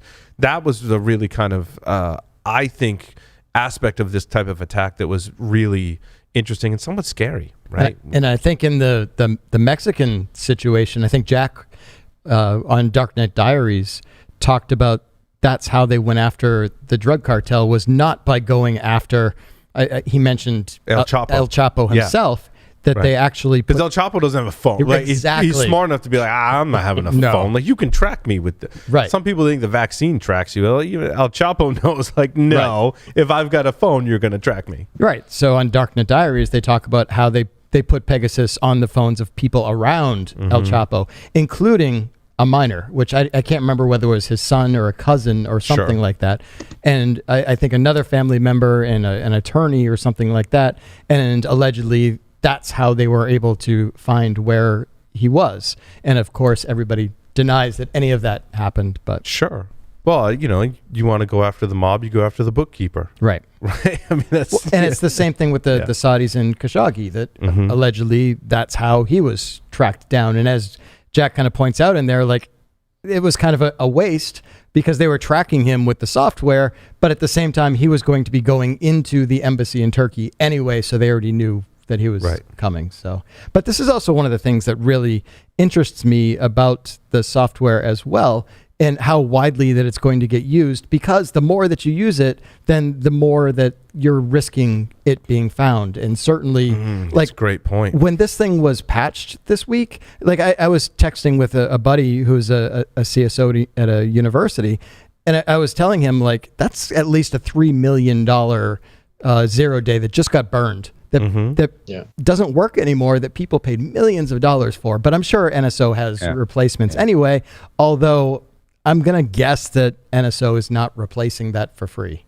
No, certainly not. But also, when you look at a nation state, like $3 million is like a drop in the bucket for the benefit that they get, even if they had to spend another $3 million to get the next one from NSO. Right. It's... They have all of them. I was explaining this to the students, right? Like at Brown, that to develop physical weapons is billions of dollars, right? So to go to these groups and spend, a few $1 million to get some of this capability is totally within. Well, why wouldn't you do that? Imagine going to the NSA and saying, this is going to be $3 million for this spyware. NSA would laugh and be like, all right, how many can we buy? Where do we send the check? Right. Do you just want cash? Right. But I mean, it turns out though that is punishable by law. This is a really interesting thing. We talked about this with Patrick Wardle, right? Like, and I asked Patrick, I'm like, so you worked for NSA, because you said that. I don't want you to get in trouble for what you say, but like you work for NSA, and I know some of your buddies at NSA. You don't have to comment on this, but like I know they did stuff for NSA where they developed exploits, then they left, and then they developed exploits and then sold them. And I'm like, secrets or whatever. Like I'm not whatever. But let's talk about the premise of you've developed an exploit. They could be used as a weapon. You sell it to someone. What are the ethical ramifications? Now, what I didn't ask was, what are the legal ramifications of that? And here we have 3 former U.S. They call them spies, right? They worked for some government agency. And again, I haven't read like every single detail on this, but they sold it to the United Arab Emirates. Did I say that right? Emirates. Yep. UAE. And they were charged with international traffic in arms regulations.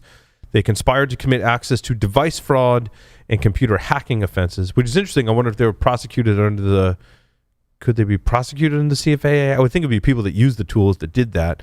But they were basically... they are being prosecuted in arms trafficking. I don't believe... Makes more sense. Right? And I don't believe they'll serve... Actually, from what I've read from the filings, they won't serve jail time. They agreed to pay fines, resulting in like $1.3 million. All 3 of them have to pay like various amounts, the largest being $750,000, which I always kind of wondered when you have to pay fines from that. Like, what if you don't have $750,000 laying around? Like, what? There's a process for that, and there's a monthly payment plan. There's some kind of process for that, right? But these folks were processed. So, like, it turns out if you do just sell exploits willy-nilly to anyone, there's consequences to that. Is that just this case, or is that taxes? Right? Is that an expense? Can I write that off? It's tax deductible. Hey, legitimately, if you're in our industry, that's got to be a tax deductible expense. I would had to pay a fine because I was convicted of international arms dealing. Yeah. Well, I was thinking on the other side. Like, if you sell one, do you have to pay income tax on it? Because I could see the IRS coming after these 3 guys next. They want their $2. Yes. If you're the law, as I understand it, is if you're a U.S.-based company and you receive income via your U.S.-based company, you have to pay income taxes on that. Yeah, that's if I were to do it, if I were to sell exploits, in theory, I'd have a company outside the U.S. that would take that payment. Therefore, I don't have to pay U.S. federal taxes or state taxes on that because it's outside. However, if I want to bring that money into my U.S. bank account, then I have to claim it as income. But I can spend it internationally on my new yacht or private island or whatever it is. Pleasure craft of choice. Yes. But legitimately, if you're going to earn the income, then you ought to have the tax deduction because, right? I mean, you got to be able to offset. Those go together. Yeah. The earnings. These things are paired up. Yeah, good luck getting that by the IRS. But I just think it's interesting that we've often debated the ethical aspect of it, but not so much the international or the laws in the U.S. And this is a case where they were convicted. Basically, it's a very. I'm not a lawyer, but I play one on TV. It's a very different thing to be prosecuted under the Computer Fraud and Abuse Act versus being prosecuted under the guise of exporting munitions. That's a different entity. Correct. Right? Yeah, I understand. Very different. Yeah. And this seems like it's exporting munitions, which is where, if you remember back Clipper chip days, that was crypto as well, right? Yeah. It was considered a munition, and so I can see a legitimate case there, frankly, on the government's behalf, right? I mean, it's a munition, it's a weapon. I'm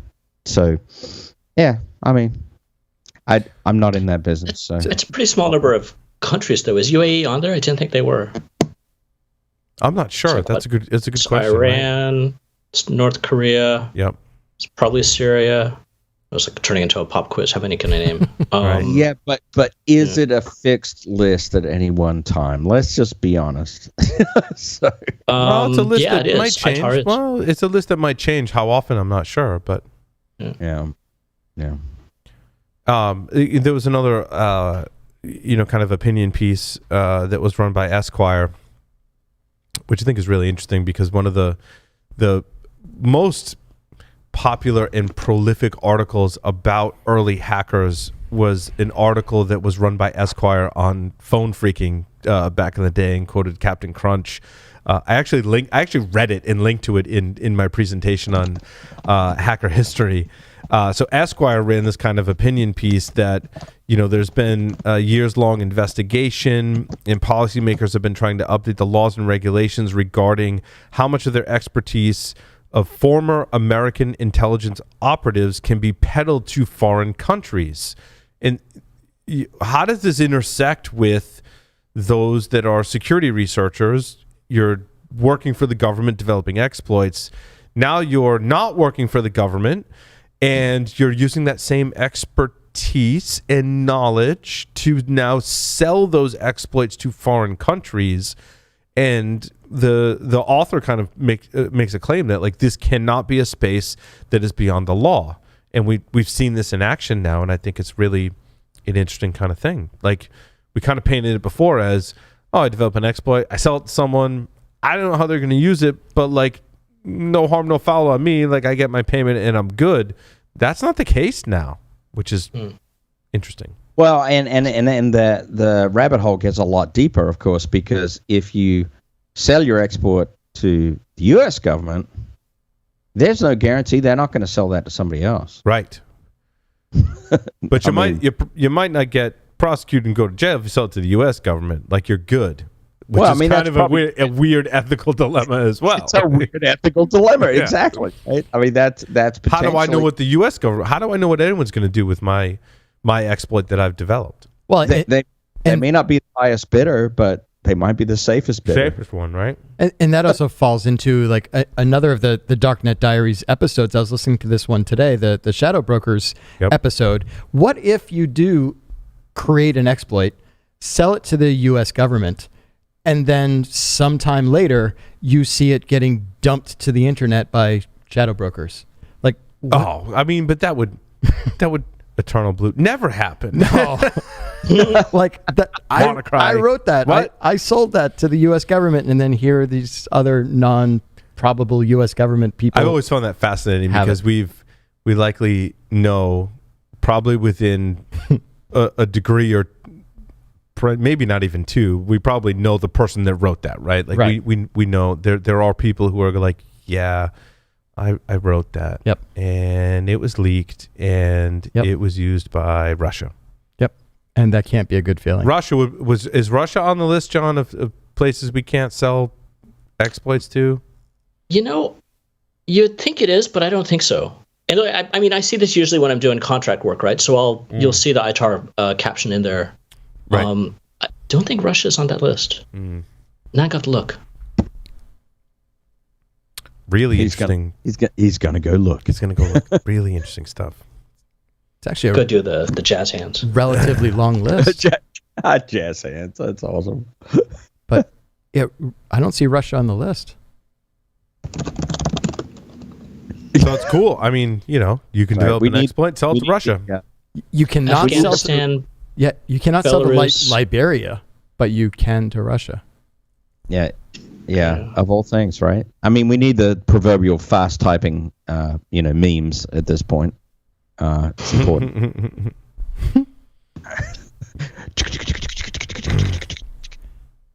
Hacker diaper. Hacking happens in 30 seconds in Hollywood, baby. Well, and you can have two people beating on the same keyboard, and that works. Yeah, apparently. That's what pair coding is, right? That's pair development. Yeah? That's right. That's actually is it still a thing? How do you do that when you work from home? Did you get like on a Zoom call with a? Yeah. So what? Do they still do that? There's a CTO Slack I hang out on, and we've been talking about the best way to interview people. And one of the things that people have been saying is, I like doing homework assignments, get people to take home. Yep. Some people have to have them come into the office and do pair coding. But now modern days is they are, they're doing it over Zoom. So you can share either an IDE or a GDoc or something. So it's still going on. It's not quite like Pivotal is pretty much the only one who does that really purely that I know of, but some of it. Like I remember having to write source code on a whiteboard to get my first programming job in college, but certainly programming. And that's exactly what I want to get away from, right? Because there's the thing right now is we have people probably listening to this that like they study for interviews, not study for their job. That's really bad. Right. There is a paradigm where studies have shown, right, that if you put two people, like 3 is too many, 1's not enough, but 2's the magic number, and you have 2 people programming at once. I mean, we kind of proved that with the computer build today. Like 2 people is a good number to be able to work together to solve a complex problem. Yeah, that's definitely a thing. The interview. I want to segue back into Apple had the zero-click exploit. We talked about NSO group and ARMS kind of stuff and international export laws. But then coming back to how Apple treats security researchers, and this was something that Patrick Wardle talked about a couple of weeks ago on the show. I asked Patrick flat out, I'm like, how do you feel about how Apple treats researchers? And he's like, yeah, it's not great, dude. Like, it's not. Like, it's not a secret that security researchers have been and are today frustrated with the way Apple treats security vulnerabilities. I have to say, as a security professional and someone that does podcasts and talks about this stuff every week, I am also frustrated over the years and still today how Apple approaches and handles security-related matters. And don't get me wrong, a lot of our friends, people that we know, people we've had on the show, work for Apple, and I applaud their efforts. And I guarantee you those folks that I know personally are pushing Apple to treat security researchers the way they want to be treated.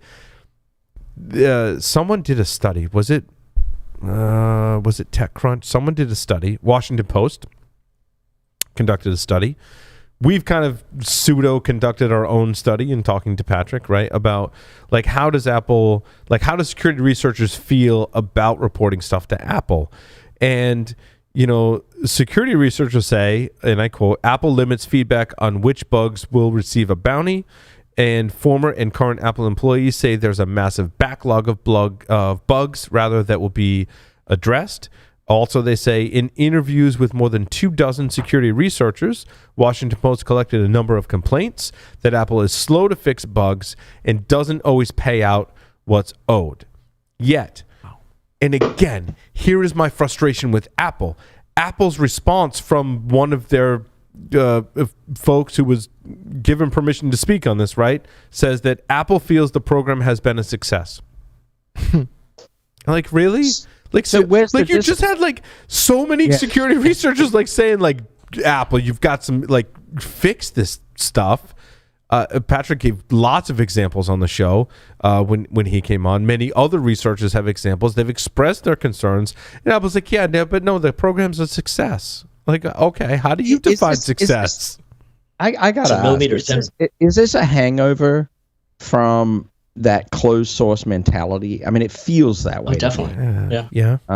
So it's like, we are. It's almost like as pen testers, how often do we go in and test somebody's, application product, and you encounter this developer crystalline entity mentality where our crystalline entity is absolutely perfect. How dare you kick in the door, right? That's what it kind of feels like to me. I don't know, just me.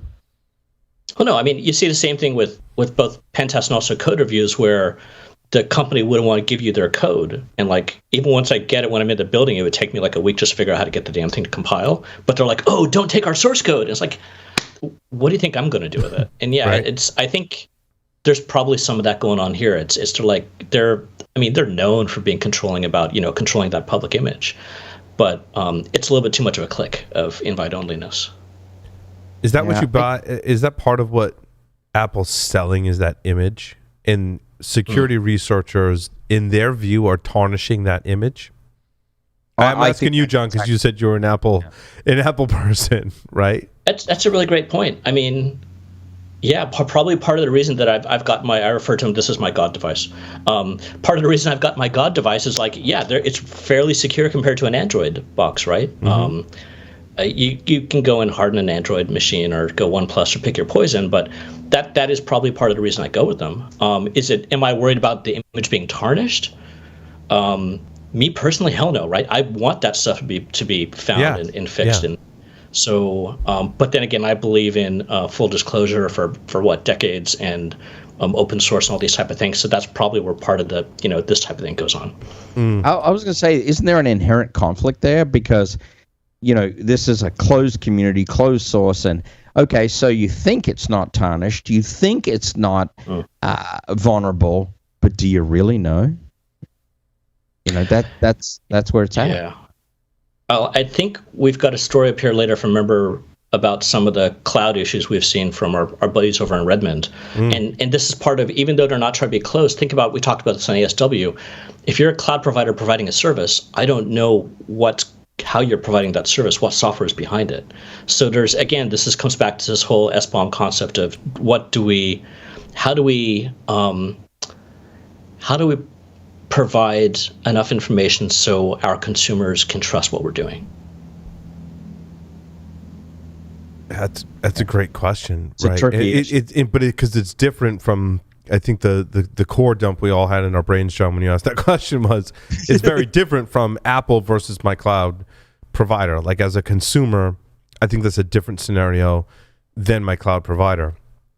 And with the Azure story, it's when I deploy Linux in Azure, then when I enable this list of like 8 or 10 services, I get new code and software deployed to my device that just happens to be like 1990s vulnerable, essentially.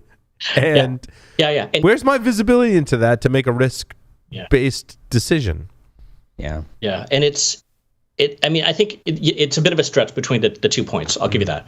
But I think if you think about, especially that concept you're saying of if Apple's not responding to some of these things quick enough, or any provider is, and I, as I've got my devices and I think, everything's nice and shiny and happy, that's false sense of trust. So that's... But it's not just the timing of the response with Apple that bugs me, John. It's we fixed this and we were never going to tell you about it.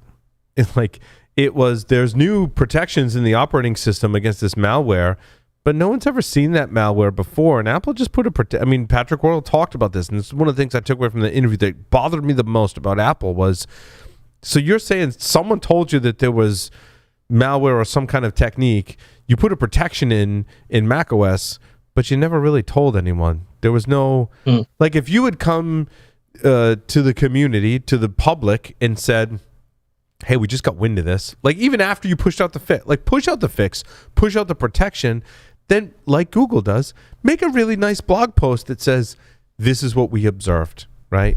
This is what we observed. And you can't update your stuff right away. By the way, this is what we observed. You don't have to say where it came from, but we observed this. Here's how we reverse engineered it. Here's how we put the fix in. Be transparent in the process. Apple doesn't do that, and I think that's the thing that gets me. It's not about their response time. It's about their transparency. I can think of two words that apply. I think there's 2 words that apply. It's a level of condescendence and arrogance. And I don't think so. Well, go ahead. Well. No, I do. I agree with you, Jeff, but I think that's a different thing. Yeah. I mean, I think that's why I run Android, but not necessarily why I'm concerned about security of Apple products. Maybe I'm pushing the envelope a little bit too far, but definitely on the condescending side, I do feel like there's some condescending kind of attitude. We know what Apple has, that we know what's best for you. But that's not always a bad thing either, because I do think that users of technology sometimes just need to be told, this is what's best for you. You know what? You're going to have an iPod, you're going to have an iPhone, and you're going to have an iPad. And if they had asked people, they'd be like, no, I don't need any of that crap. And Apple's like, no, you do like trust us. And like turns out they were right. I mean, those are 3 of the most prolific technology advancements, in this entire ecosystem that we talk about. So there are places where, Joff, to your point, where that kind of arrogance helps them. But when it comes to security, it really hurts them because we like transparency, right? Like we don't want to be told. That's just it. Like if you had somebody come out from any company, I don't care who they are, and say, hey guys, hey security researchers, I know you're really cool hacker people and you love taking stuff apart, but trust us, our stuff's perfect. Yeah. Like every one of us to our core fiber is going to say bullshit. Right? We're all going to go, no, let me look under the hood. Seriously, let me pop that thing and like dig around. And that's where I like Microsoft, because even if you look at Microsoft 20 plus years ago, they've got a track record of doing that. They're like, hey, security researchers, come to Redmond, show us, like work with us. And they've done that. They created Blue Hat.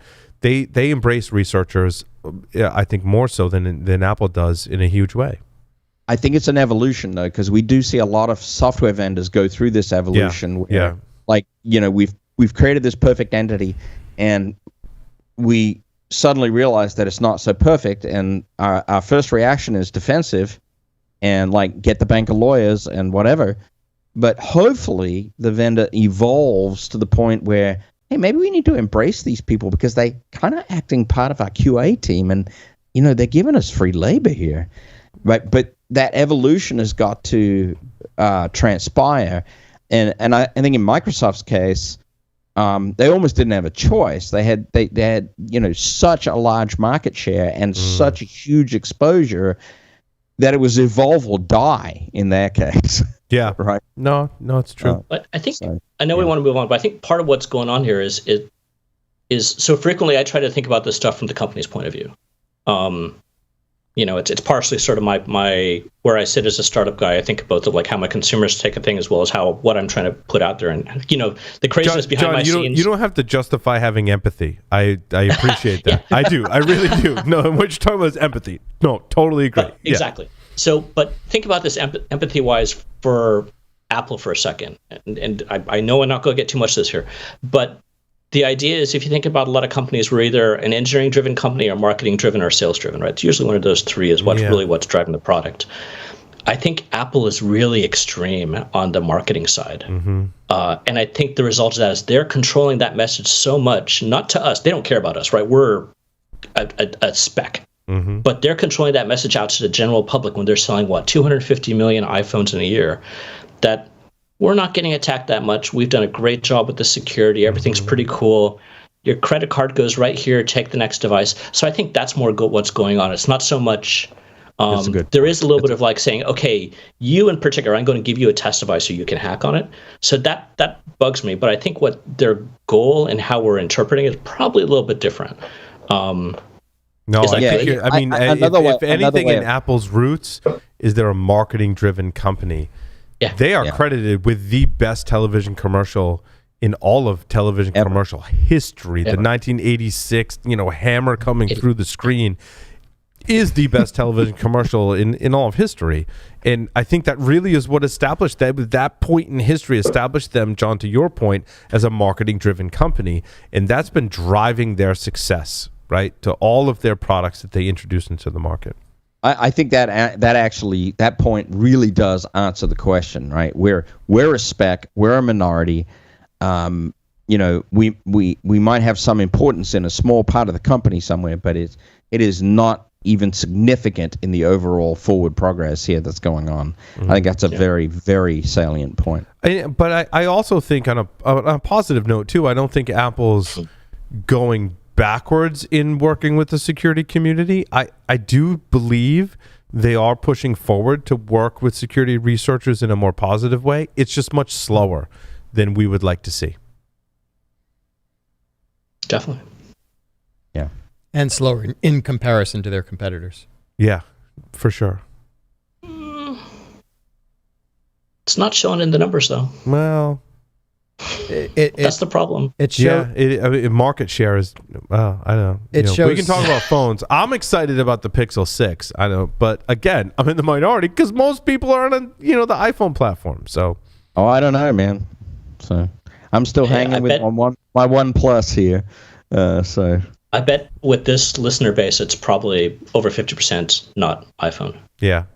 No, agreed. Yeah, to Josh's point, we're excited about the OnePlus. We're excited about the Pixel 6. I'm going to go right to Pixel 6. I mean, that's where I'm going. Yeah. All good.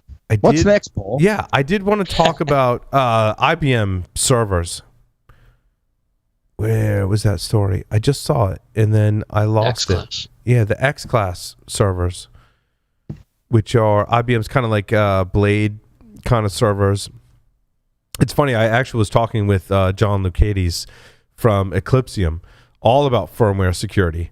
And maybe what you didn't hear in the ESW interview is we were kind of talking about behind the scenes, what are your competition? Like, what other companies are creating security solutions so that enterprises can fix their firmware, and I use that in a generic sense, right? But validate their firmware. Is it the latest version? What kind of firmware you have on your system? Is the firmware you're running not match what the manufacturer provides? Like all of those things. I think Eclipsium's in a category by themselves in that, which I applaud greatly. Being very much a firmware kind of nerd, and where this ties into the IBM X-Class story is, it seems like their management interface, like on Dell, we used to call it DRAC. HP, It was something different. IBM, something different. Like there's essentially a computer inside the computer that allows you to manage that server, right? The operating system can be non-existent, but I can still get into it. I can power off the server, power on the server, and do certain management activities. But super handy. It is super handy. And I've used it in the past, certainly. But in IBM's case, their firmware and the details are very, very light. Like I actually did try to do some research on this, and every time I would kind of pivot and go off and do research, all roads led back to the one threat post article that is right now the definitive source on this, that basically said a specially crafted series of packets, air quotes, specially crafted, specially crafted to SSH or the Telnet services that are running on these. I don't know what IBM calls their I do. It's called IMM. I forget what that stands for. Integrated Management Module. Thank you, threat post. And in the IMM, it's vulnerable. I don't know how. Like I was kind of trying to figure out, like, is it a remote code execution? Is it authentication bypass? Like, is it a misconfiguration? I couldn't figure out how they managed to really essentially screw up an SSH or Telnet service, which was kind of astonishing to me. Like, even in embedded architecture, like, really? Like, you screwed up SSH? Like, it led to remote code execution, or at least I shouldn't say remote code execution. Execution of operating system commands over an authenticated SSH or Telnet session. So I don't know if it's unauthenticated or authentic. Like, the details are so light on here that I couldn't quite figure out what was going on. It's got a CVE assigned, and hopefully we learn more. They do link to the bug hunter, Denver Abre. And really the only thing on Denver's Twitter feed is like, hey, cool, I got a CVE, but like no details. So I'm assuming Denver has done the responsible disclosure and can't really say much else about it. I would usually 16 years of covering these stories, most often I would find that the company and or person that found the vulnerability has like a write-up. So you read the popular press, and then the write-up is like, oh, here's how it's exploited. I didn't find that for this one. But so, I just got to make one comment on this, Paul, but these kinds of stories always trigger me, and I'll tell you why. I have been doing this stuff for a long time. And you know what that makes you, Joff? Old. Yes. It's Yes, pretty simple. But I have insisted in past lives that any quote unquote management or firmware driven management port on switches, routers, whatever, will always live in a segmented network and will not be routed to anywhere, and you can only get to them if you have a physical device on that network. Right. Yeah, But Joff, when I'm at home and the data center's miles, any number of miles away. I know what you're going to say. How do I get to it, Joff? Somewhere that network has some level of, some method of access, right? I know what you're going to say. And I got shot down every time because people, invariably, the question that would come to me from systems administration folks was, can we bridge that network into the production network because I need to get to this thing, right? But it's even like when I worked for the university, I didn't want to have to walk down 4 flights of stairs to go to the data center. I wanted to do it from my workstation, right? Exactly. That's what I'm saying. My workstation's on the 4th floor. The server room's in the basement. Like that's a long walk. Or it's an elevator ride, then I got to badge in, then I got to go find a terminal somewhere. It's a pain in the butt. So we would use, Ethernet to serial. Like we had this on our Solaris systems, right? That didn't at that time really have these management facilities. So what we did was we bought these devices, and these devices would plug into the serial ports. And you'd get a terminal, right? You get a terminal TTY over the serial port, but on the other side there was an Ethernet interface. I connect to that embedded. It was essentially an embedded system, and I would SSH to that embedded system, and from there I could gain physical terminal access to all of my servers. Right? This is very similar, if not the same thing. Well, here's the problem, and we all know what this is in the security community, and that is, when those devices are deployed, they have a fixed lifespan, and the lifespan's normally anywhere from 2 to 5 years, somewhere like that. And that's probably being generous now. But the issue is when a vulnerability is discovered, those out-of-band management interfaces are never, in my past experience, able to be updated easily. Right? No, it's not easy. If you can update them, it's not easy. Agreed. Yeah, and so if they're connected to a production network, it immediately becomes a very serious vulnerability because then you've got an out-of-band interface that has an authentication bypass or a buffer overflow or whatever, but it immediately gives you complete physical access like you're in front of the server to shut it down, do whatever you need to do. That's bad, right? And IBM's advice on this one is to disable SSH and Telnet on all of your out-of-band management embedded systems, essentially. Which means you might as well just unplug them, right? Well, so it leaves you with the web interface, but as we know, if you're managing these systems, you want the ability to SSH, hopefully not Telnet. I'd disable Telnet, right? I'd leave SSH enabled, right? But I'd still want access to the command line on all of these systems. I don't know. It's not... It's like, we have a vulnerability, so therefore just disable those services and just use the web interface. That's not right. And this comes home to roost multiple times. I have been on several pen tests where that is a finding, where I have actually gained access to one of these out-of-band management interfaces and have a screenshot in there that says, "Hey, watch me reboot your server. Here's the button." It gets even better than that, Joff. Just searching for the web management interface.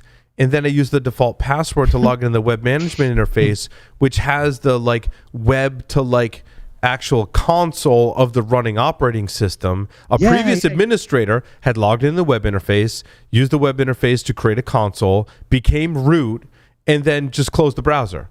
And so when I connect with the default credentials, I go, give me a system console, and I'm staring at a root prompt. And I'm like, I don't need any other hacking skills other than Google to figure that out to be root on your server. I'm like, we need to fix this. Yeah. That's embarrassing, right? I mean, just what's fun to think about these is, how did we get to this place, right? So some engineer, probably back when it was still IBM, said, hey, we need out-of-band. Our competitors at Dell have had this thing going for a few years. We need to have a way of doing this too, because the dude doesn't want to walk down 4 rows. Okay, well, let's put Linux on there. Let's grab a copy of, something that's for a firmware and put that out and put it on. And that'll work because we use it on some other system. We've been using Linux at IBM, and we know it really well, right? So we're going to put it on this X series board.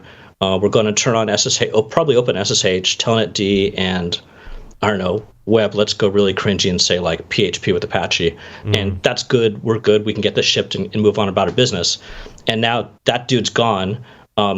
They no longer want to actually go and patch this version of OpenSSH, which is on there. And that's probably how we ended up with this problem. So if you want to find the bug, Paul, probably just go back through the OpenSSH forums over the last year, and you'll probably see what's going on. Yeah. No, you're right, John. I don't believe there is no patch for this yet either. Because that dude left, to your point. That person. I don't assume John, but excuse me, yes. Yeah. That person left, right? I mean, like that was a team that did that and then was reshuffled. Like, oh, we did that before we bought Red Hat, but now we bought Red Hat and we had people that knew Linux. And guess what? They're going to be working on the Red Hat side of things, and that left a whole gap. I'm just obviously speculating, but like that's what happened in IBM. They did. They bought Red Hat, right? So hopefully they get the talent from Red Hat and bring some of those folks back in to work on this issue. But like, who knows how they're prioritizing that, and who knows how their customers are demanding that. Like, this is an issue that demands prioritization, in my opinion. For heaven's sake, can they just build a way to patch the out of band kernel from the actual operating system? I mean, but that in itself is a vulnerability as well.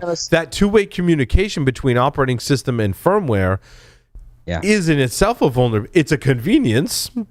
It's also like a good thing because you can update it, but also an update process that you can take advantage of. Yeah, but if you sit down several of us together, we could work out a way to do this. I swear to God we could. Yeah. Right? And there is. I mean, there's great standards with UFI, but still people don't patch it. I do want to talk about HTTP request smuggling. I want to ask a question. Like, what's the relationship between HTTP request smuggling and server-side request forgery? I mean, do they go hand in hand? And sometimes they're not the same thing. Like, one is the vulnerabilities that can exploit each other. Like, there's an interesting relationship between the two. Like, you don't want a server-side request forgery with HTTP request smuggling. I feel like the smuggling is the conduit to that vulnerability. And HA proxy had the HTTP request smuggling, which I think is more of like, I've put some controls around, what can go through my proxy, except I can bypass that if there's a smuggling vulnerability. John smiling. Did I get that right? Yeah, I was looking at a comment on Discord. This would be a really great interview question, right? So let's see if I can go past the interview. With the server side, I believe you're requiring the server to actually do manipulation and rewrite part of that before it sends a request on its way. Versus with what we have here, it's just passing it. This is coming down to the ability to have multiple requests within a single connection. The request is in the body. Yeah. Well, basically, you say the content length is what their buffer overflowing. Well, their integer overflowing the content length, which will reset it, and they'll go, oh, there's another request, and then it goes to handle that. Probably with some of the. It's a tunneled HTTP. You're right, Joff. That's a great way to describe it. Yeah. And this was an HA proxy, which is pretty popular. Actually, it's kind of analogous to double VLAN tagging, right? Yeah. Right. Yeah. For sure. It's a similar thing, right? You unwrap the outer layer of the onion, and the inner layer is some other HTTP request, which gets legitimately processed. Yep. And you can almost even look at SSRF as being, in a way, similar to SQL injection, where you have a server in between that is making the requests for you. So you, as the client, you hit one server and you ask that server to make requests on another. It's like rather than going back to the client, it's going back to the server. Yep. Yeah. It's weird that those kind of lines between these web application vulnerabilities, right? Right. the lines are very, very blurry. Yeah. But again, it comes back to that same type of thing as we added functionality to try and make, because the reason we want to have multiple requests within a single connection, right, is we're trying to minimize that overhead of teardown and setup of your TCP stack or your TCP connection. So, hey, we'll just have multiple things in there, and now you've got another way to possibly go whoops. So make sure you look at HA proxy. If you're, it's interesting. You may be running it and not really know it. I feel like you buy like a load balancer from XYZ company, and that's what's under the hood. Yeah. Yeah, that's true. That's scary. Yep. Well, that's true of so many things. Like GhostScript, for example, my story number 18, a proof of concept was released for GhostScript. I did some digging into this one. They released some proof of concept code. This was actually from a security conference that happened in Russia. Is what I gathered from it, like someone whose name is Emil Lerner demonstrated an unpatched vulnerability for GhostScript at the Zero Nights X conference in St. Petersburg, Russia last month, which is interesting how we're just reading about this now. He demonstrated using image magic. Essentially, it deals with using the image magic or GhostScript, library that gets called in like multiple things inside of Linux when you want to render PDFs and or images. He used this as an example on how he hacked Airbnb and Dropbox, right? Because it translates into the server side as well, which I have another story I want to pivot, kind of off of that. But there is a proof of concept for it as well, which is kind of these Linux vulnerabilities that are in these. Is Image Magic a library or kind of like a service that you call? It's kind of interesting to blur the lines between those, right? It's more of a library, I think, but yeah. I think there is a patch for this one. So, there's kind of multiple layers to this, right? Yeah. Server-side request vulnerability itself is kind of interesting and growing with the increasing prevalence of very heavy client-side frameworks. There's a lot of people that are pushing that client-side rendering work over to the server, and so some server-side exploit attack surface in general is opening up, right?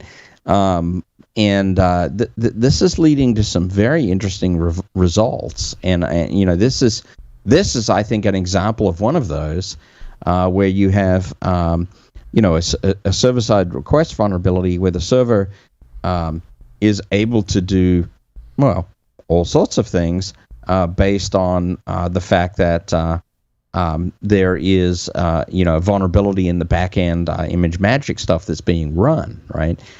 And you look at that image magic code. I mean, I don't know, Paul. How many years have we been using that stuff? And the research. Yeah, and so Emil has a slide on that. If you dig into the article, I think I put some links in there. He has a slide that kind of chronicles the image magic vulnerabilities. It's pretty. It's a long list. What was also interesting is they said when he attacked Dropbox, it led to a remote code execution, but was limited to a non-privileged user. And then the article says limiting its potency. I feel like that's not really. I mean, there's so many privilege escalation routes, especially when you take into account that could be running as a container. I mean, John could probably talk for another 17 hours about that, right? But then he says the researchers escalated the scope of their vulnerability by causing Python to import their script when triggering an exception. I don't quite know how to unpack. There's lots of ways you could unpack that. I'm not sure if the presentation's in English or Russian or whatnot, but I think it deserves a little more. I need more. Is what when I hear that, I need more. And I mean, it is.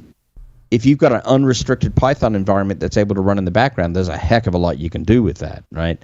Yeah, I don't even really need to be root at that point to really do some damage, right? If I can execute Python in the context of the even running non-privileged user. Oh God. Well, it's also there's all the little sort of edge cases, right? I mean, image magic. They're like, oh, it's a Swiss Army knife. It's going to do all these wonderful things for us. The only wonderful thing it's done is given us wonderful bugs in all these different areas. Yeah. I know it's not true, but the one that got me on this is that one of the our standard command for those of us who don't use more. If you want to page a file on a Unix system, it has a bunch of magic built into it to try and figure out what type of format it is and then do colorization and stuff like that. And in some systems that uses GoScript. So, John, you bring up a great point because Google was commissioned. So the way I understood this is like the Biden administration met with a lot of large tech companies. One of the topics was cybersecurity. Google pledged like billions of dollars to help the cybersecurity problem. By the way, I think this is all really positive in great strides. So Google is backing the security reviews of key open source projects. You've seen a lot of companies do this, Qualys being one, and several others. I think this is great work. And they have created this OSTIF. They've mapped 25 projects that they're looking at. They're looking at tools developers use, Drupal, Joomla. They identified Git as, think about Git and how many people and organizations use it and how critical that is. They actually called Git like the second most important open source project to secure. Git is the second most critical application in C and the 10th most critical application across all platforms. I'm assuming the number one is the Linux. Is it the Linux kernel? They don't say what the number one is. I would assume the kernel. Or iOS. That's not Linux. Open source. Well, that's not open source. Open it's source. not Linux either. Not that it has to be Linux, so we're talking open source, but I don't disagree with that statement on Git. I think that, Git, especially now, think about... Could Git be... I'm sorry, John. Could Git be number one? If you're developing the kernel, you're probably using Git, right? You're using Git to commit your kernel update. So does that mean... Why isn't Git number one, I guess is my point. Look, I spent my whole day programming in Golang. And what does Golang use under the hood to get package dependencies? It's Git. Yeah. Git. What are you using to commit to your repo? It's probably Git, right? But the other side of that is a little worse. The go get is obviously important. I spend my day that way too. It's a wonderful way to spend your day. It absolutely is. We talk about doing, having our chain of trust in supply chain security and signing all our commits. If the thing that's signing my commits either GPG or Git, that's got a little bit of a someone's been playing hanky-panky in there. From the get-go, I've got no trust in what I'm doing, so I can see it being fairly important. Yeah, I would. I love one. Hey, did you say playing hanky panky? I think I did, yes. Oh yeah, that could be the title for this episode: playing hanky panky, playing in security. Oh boy. But I do commend Google. It does. So the end of the article. So they said after a meeting between U.S. President Joe Biden and top U.S. tech companies last month, Google announced a $10 billion commitment to expanding zero trust programs, helping secure software supply chains, and enhancing open source security. And this is one of their efforts to support that. And I think it's sorely needed, right? We've spent a lot of time with Wheel and the researchers at Qualys that are looking at open source vulnerabilities. And we're like, holy crap. The attack surface there, the pseudo vulnerability was a shining example. Here you have, I forget the person's name that's been maintaining pseudo. He is an extremely talented developer. And they found vulnerabilities in that they could chain together in code that has existed for like 20 years.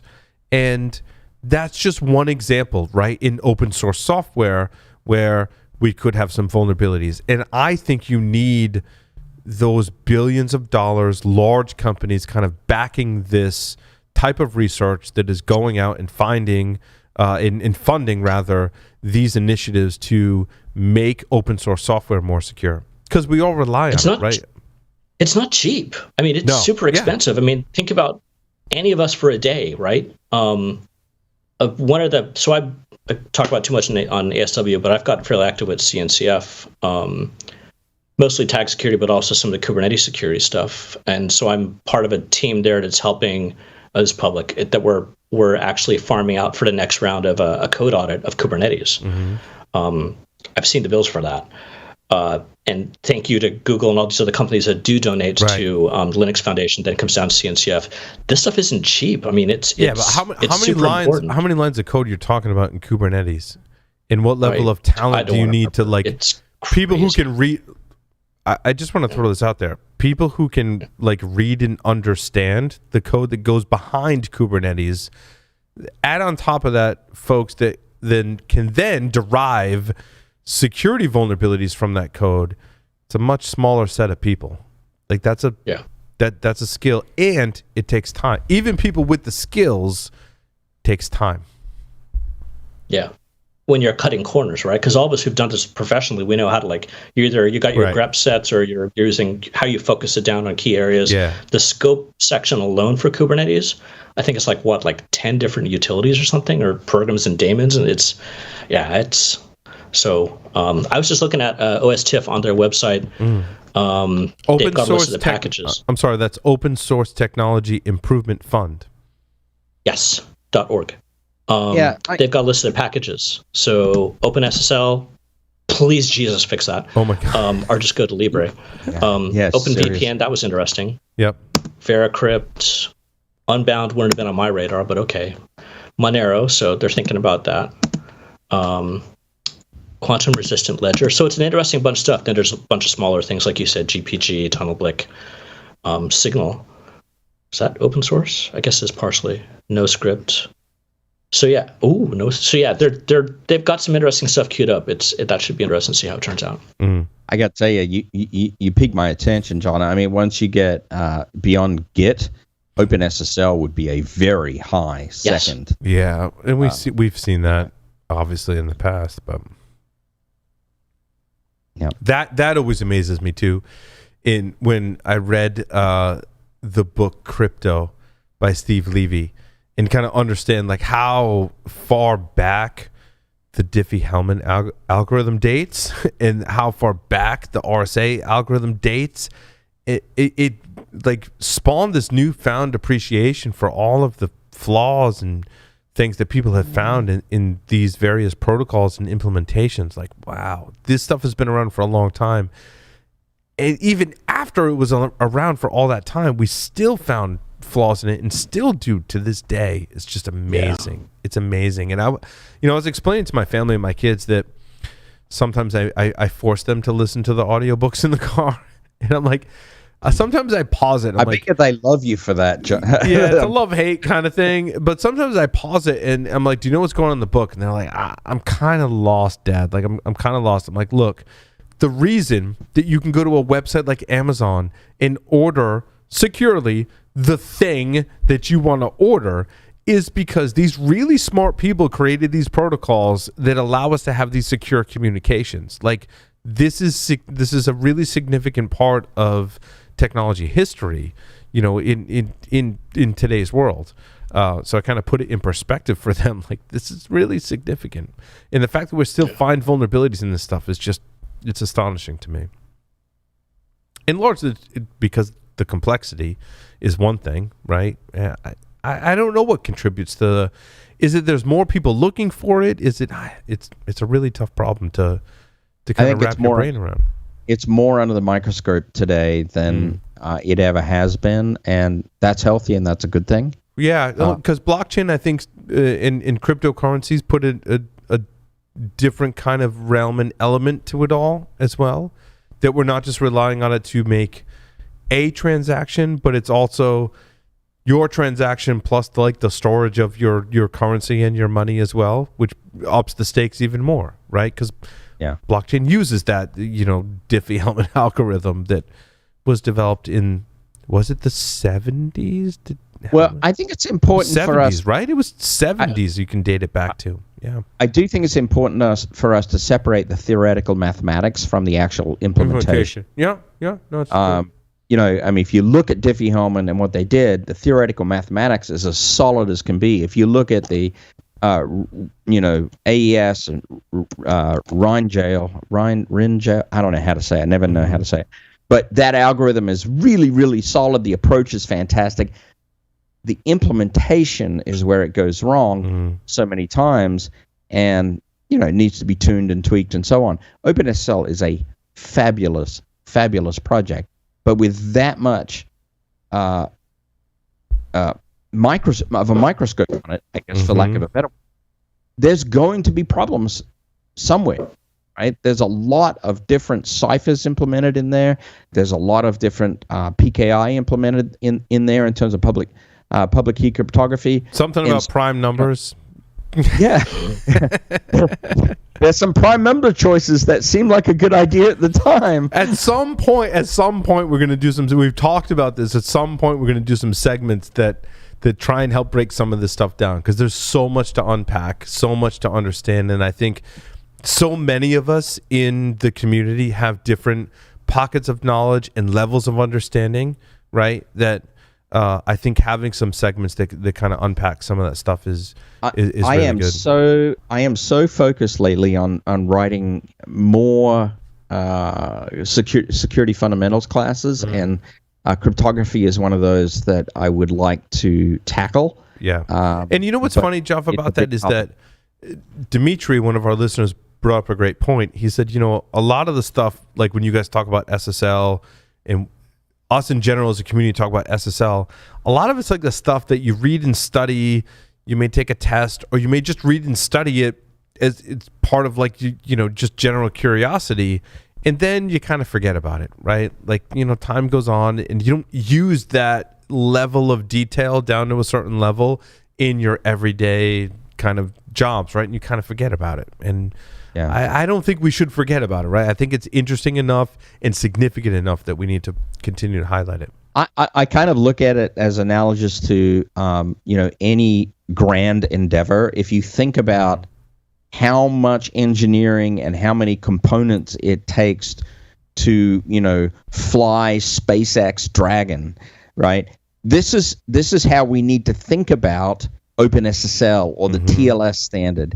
There are thousands and thousands of components that go into this. There's theoretical mathematics, there's implementations of multiple ciphers, there's public-private key cryptography, there's, it's an engineering monolith. Well, there's the practice and the theory, right? And a few weeks ago, I ran into this thing where I had to match a certificate signing request with a private key, and then I had to use the modulus function in OpenSSL to go, that certificate signing request matches this key and not the other key kind of thing. And I'm like, in practice, I get it. In theory, I'm really fucking confused. I'm really, really confused, but I'm really curious, and I really want someone to explain this to me and how all that works, right? So practice and theory, I think, are also two kind of different things, schools of thought. Yeah, for sure. So here, let me throw something out, sort of see how the crowd reacts. We've got Google offering up, let's call it $1 billion, but some large amount of money to secure open source projects. On ASW, we've been going sort of gog over Rust for the last few months and we've seen what Microsoft is using it to rewrite some of their sensitive device drivers. I think Linus is now saying it'll be okay in the Linux kernel. So how about we take OpenSSL and what was the other one in there? Git. And let's just pay some really top-end coders to rewrite those two bad boys in Rust. Rewriting is dangerous, though. My gut reaction to that is rewriting is dangerous.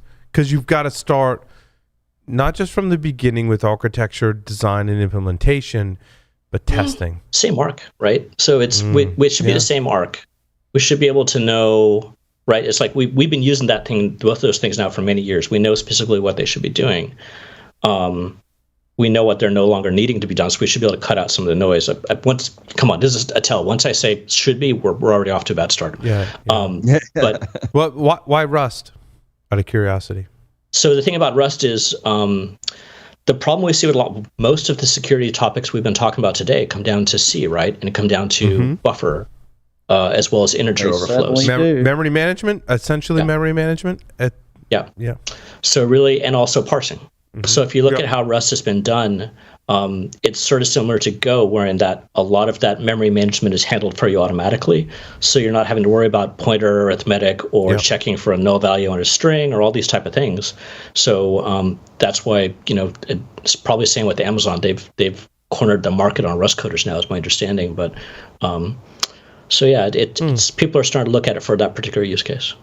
So the biggest advance, is what you're saying, and I agree with this, in modern programming languages is a few things, but fundamentally they come down to solid memory management and garbage collection and bounds checking, right, and type safety, right? These are the big things, and the thing we're suffering from in the historical archive of dynamic libraries that were authored in C is those weaknesses, bounds checking, type safety, those kinds of things. But it's not a lightweight thing to say, why don't we rewrite those? Because we are talking about foundational libraries of thousands, perhaps millions of lines of code. And so do people really want to expend the dollars to actually do that? Is it worth the effort to do that rather than actually patch the source code vulnerability as discovered that's at line 50 to 100 in several million lines? But it's a really prolific point, John, that you make in that, can you wipe out some of those fundamental things that have been defined in various works and we know about in the language itself, like null pointer dereference, right? Some of the really esoteric things, can we make those like mistakes you just can't make in a language? Well, I mean, they are wiped out. I mean, John's right. They are wiped out in a lot of languages unless you take off the safeties, right? I literally was programming in Go today, and everything I was doing, because that's what I do, was taking off the safeties. Yeah. But for the most run-of-the-mill stuff that you're going to program at an application layer, you're probably not going to take off those safeties. You're not going to... For a library, too, can you get away with writing a library without taking off the safeties? That's going to be the key. That was a Dan Kaminsky thing, and I miss Dan greatly. And one of the most...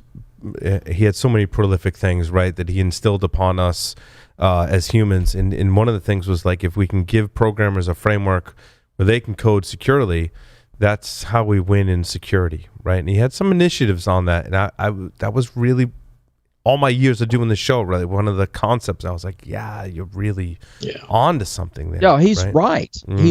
He was absolutely correct in that. I mean, there's no doubt about it, right? But the thing that we cannot discount is that legacy of engineering that built us up to a certain point. You don't want to cut out the base of the pyramid, because it's almost like you have to start again. And who's going to want to do that? We're talking about thousands of millions of hours of work. Yeah. That's the issue, right? It's not. We recognize that it's not. The issue in the elephant in the room is that programmers are lazy, and that's why we import libraries and reuse code. We all recognize that the foundation of the pyramid has problems. We'd rather use something that's kind of crappy or most of the way there than try and re-engineer it ourselves. I think in fear that we could create something maybe more crappy, right? That's really wow. But John, that's what John, you take my brain to some really interesting places. All of you, all three of you have done that tonight.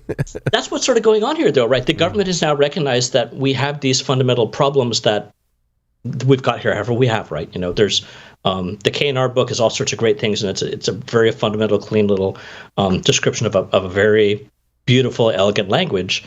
But unfortunately, you have to really be on top of your game to keep track of everything in there. But now that we've got a government and corporations willing to spend on it in the U.S., that's, you spend money because people aren't taking care of things themselves. So now's a chance of how do you do it right. So that's true. John's giving us the message that's optimistic, that government and corporations are willing to spend the money now in this period of time, is what I think I'm hearing. I'm still a bit of a cynic on that. I don't think they understand how much it's going to take. Yeah, it's really, and because I think that many of us, right, are like, well, government's evil, I don't trust the government, but I'm more looking towards the larger corporations that I don't trust, that are producing some of this vulnerable software. I don't trust them. I trust the government more than I trust them, right? And I think that if the government can fund those resources to allow us to be in a better place, that we overlook times they've done that in the past, right? Like the reason that we have the infrastructure we have today with the internet and telecommunications is because the government subsidized a lot of that build out and a lot of that research. That's why we have the internet today. That's why we have all the telecommunications infrastructure we have today. And it was Corey, someone help me. Corey Doctorow that pointed that out several years ago on an interview as well. Because I was like, dude, regulation's bad. Like, tell me how regulation is good. He's like, well, the government underwrote and through regulation, like, helped us build this communications infrastructure that we have today. Yeah, I was going to say the government can create entire sectors of the economy. Yeah, where you need to trust government direction is if they get it right, they can create enormous opportunity and an entire new scope of direction and growth. It's when they get too far in the weeds is when you shouldn't trust them, right? In my opinion, right?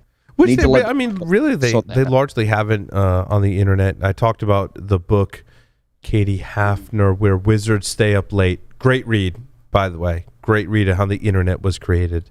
We'll give you kind of the interesting perspective of how it was a government project, right? I'm putting it on my reading list right now. Yeah, no, it's a great one. It's a great one. I want to switch to a lighter topic.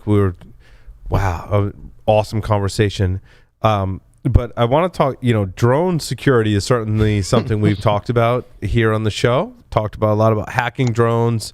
Kevin Finisterra has given some great talks. One at Security Weekly, Security Unlocked last year, about the telemetry and privacy issues with running drones from Chinese company DJI and some of the things that happen there.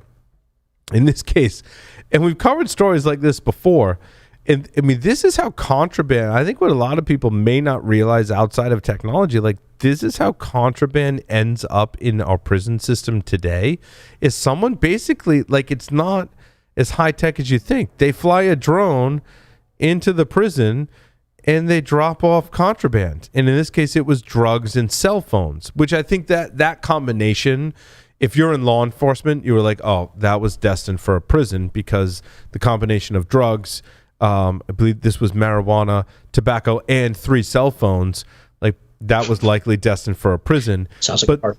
Right? Like, it sounds like a party. Someone dropped this off, but something happened to the drone where this package, I don't know if the package was dropped or the drone crashed in a high school.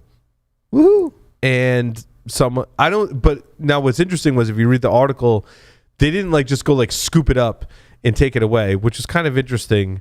If it was dropped in a high school, I don't know if it was over a weekend or whatever, but they waited till someone went and picked it up.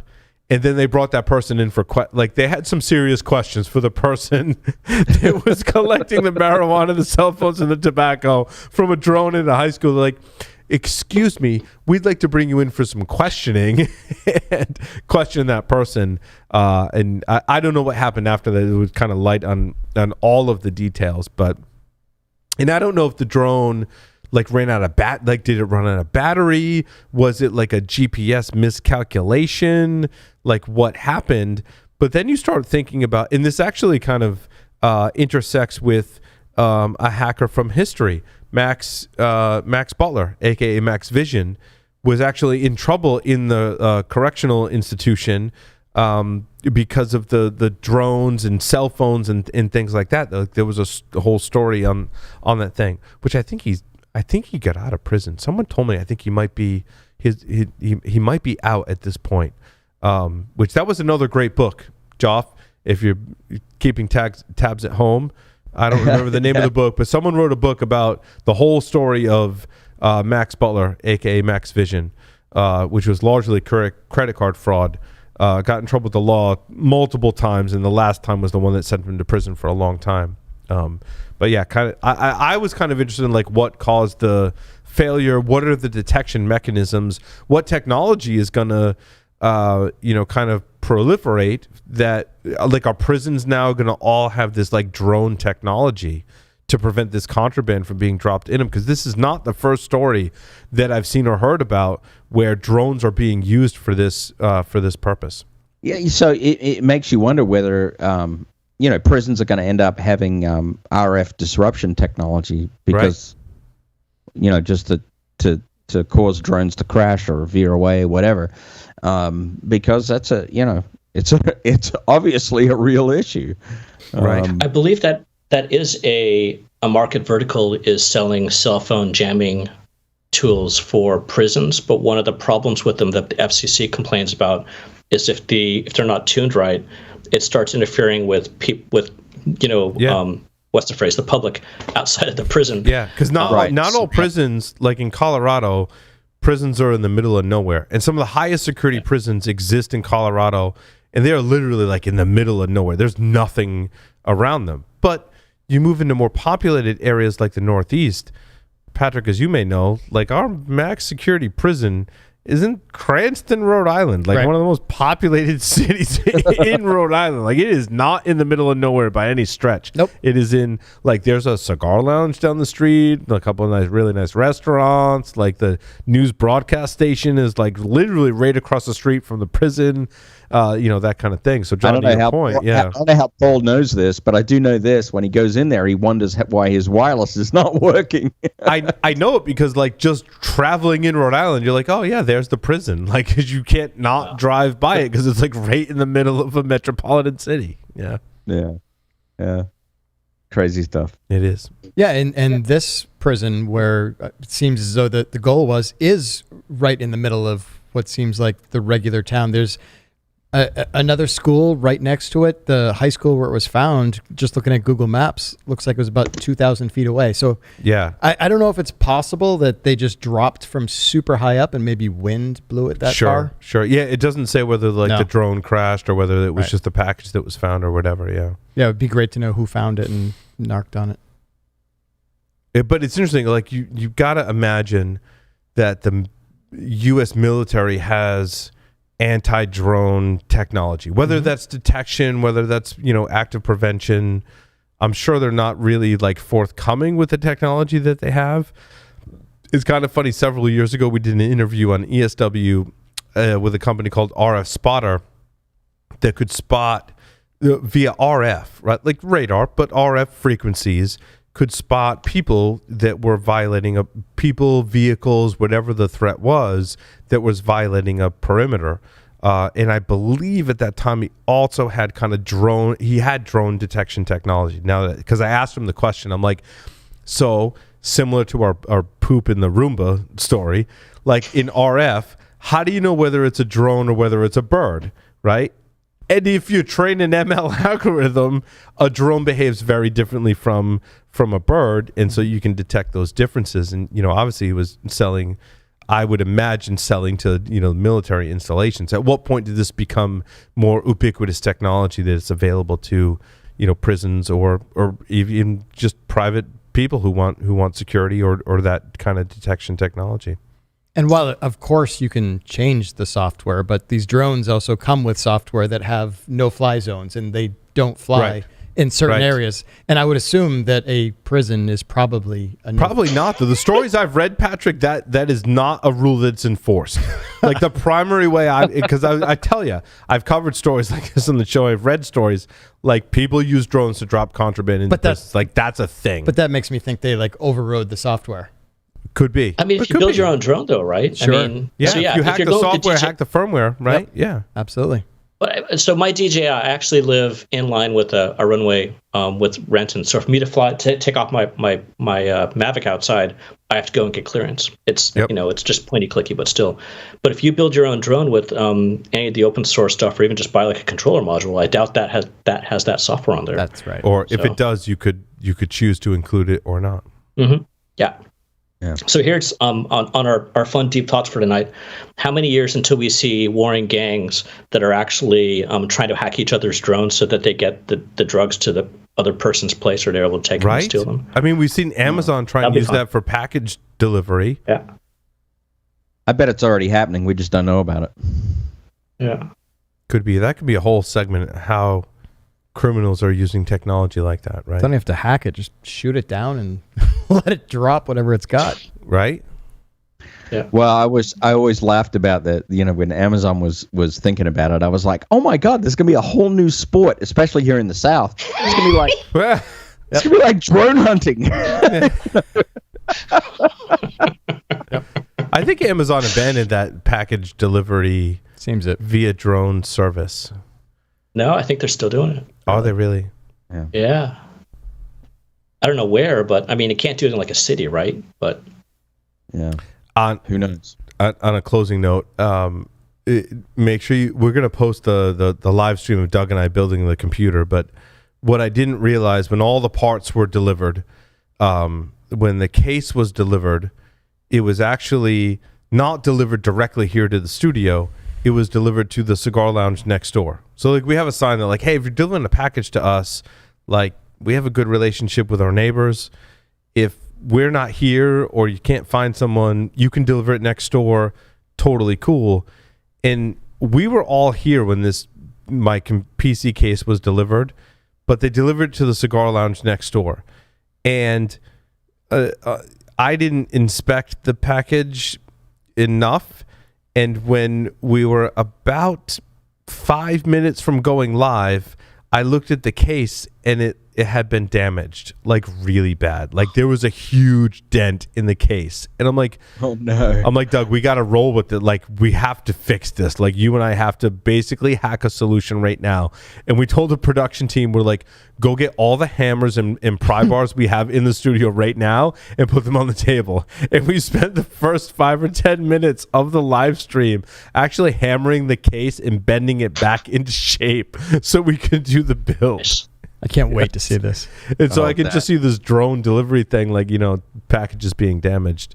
And we talked about it afterwards. I'm like, I bet the reason why the poor Amazon delivery person delivered it to the cigar lounge was they didn't want us to refuse delivery. Because I got to expect that if an Amazon delivery person delivers a damaged package and I refuse it, like that person could probably be fired. And I'm like, so you know what? I'd rather have that person keep their job for like $120 case. Like have that person keep their job. Like I'll hammer it back out with a hammer and it works. It boots up. Everything installed fine. I'm It's like, a whatever. case. You know, like whatever. I want some poor person to lose their job over that. And I guarantee you, because Amazon is not a nice place to work from what I've read in that respect. So yeah, it probably wasn't that person's fault. The person probably was like, it's on my truck and it's damaged, and if I don't deliver this, I'm gonna get fired. So Happened in the sorting facility. Yep. So whatever. Awesome. Well, everyone, thank you very much for helping us out with the show. Patrick, John, thank you very much. Everyone, thank you. Everyone else for listening and watching the show this evening. We'll see you next time. Over and out.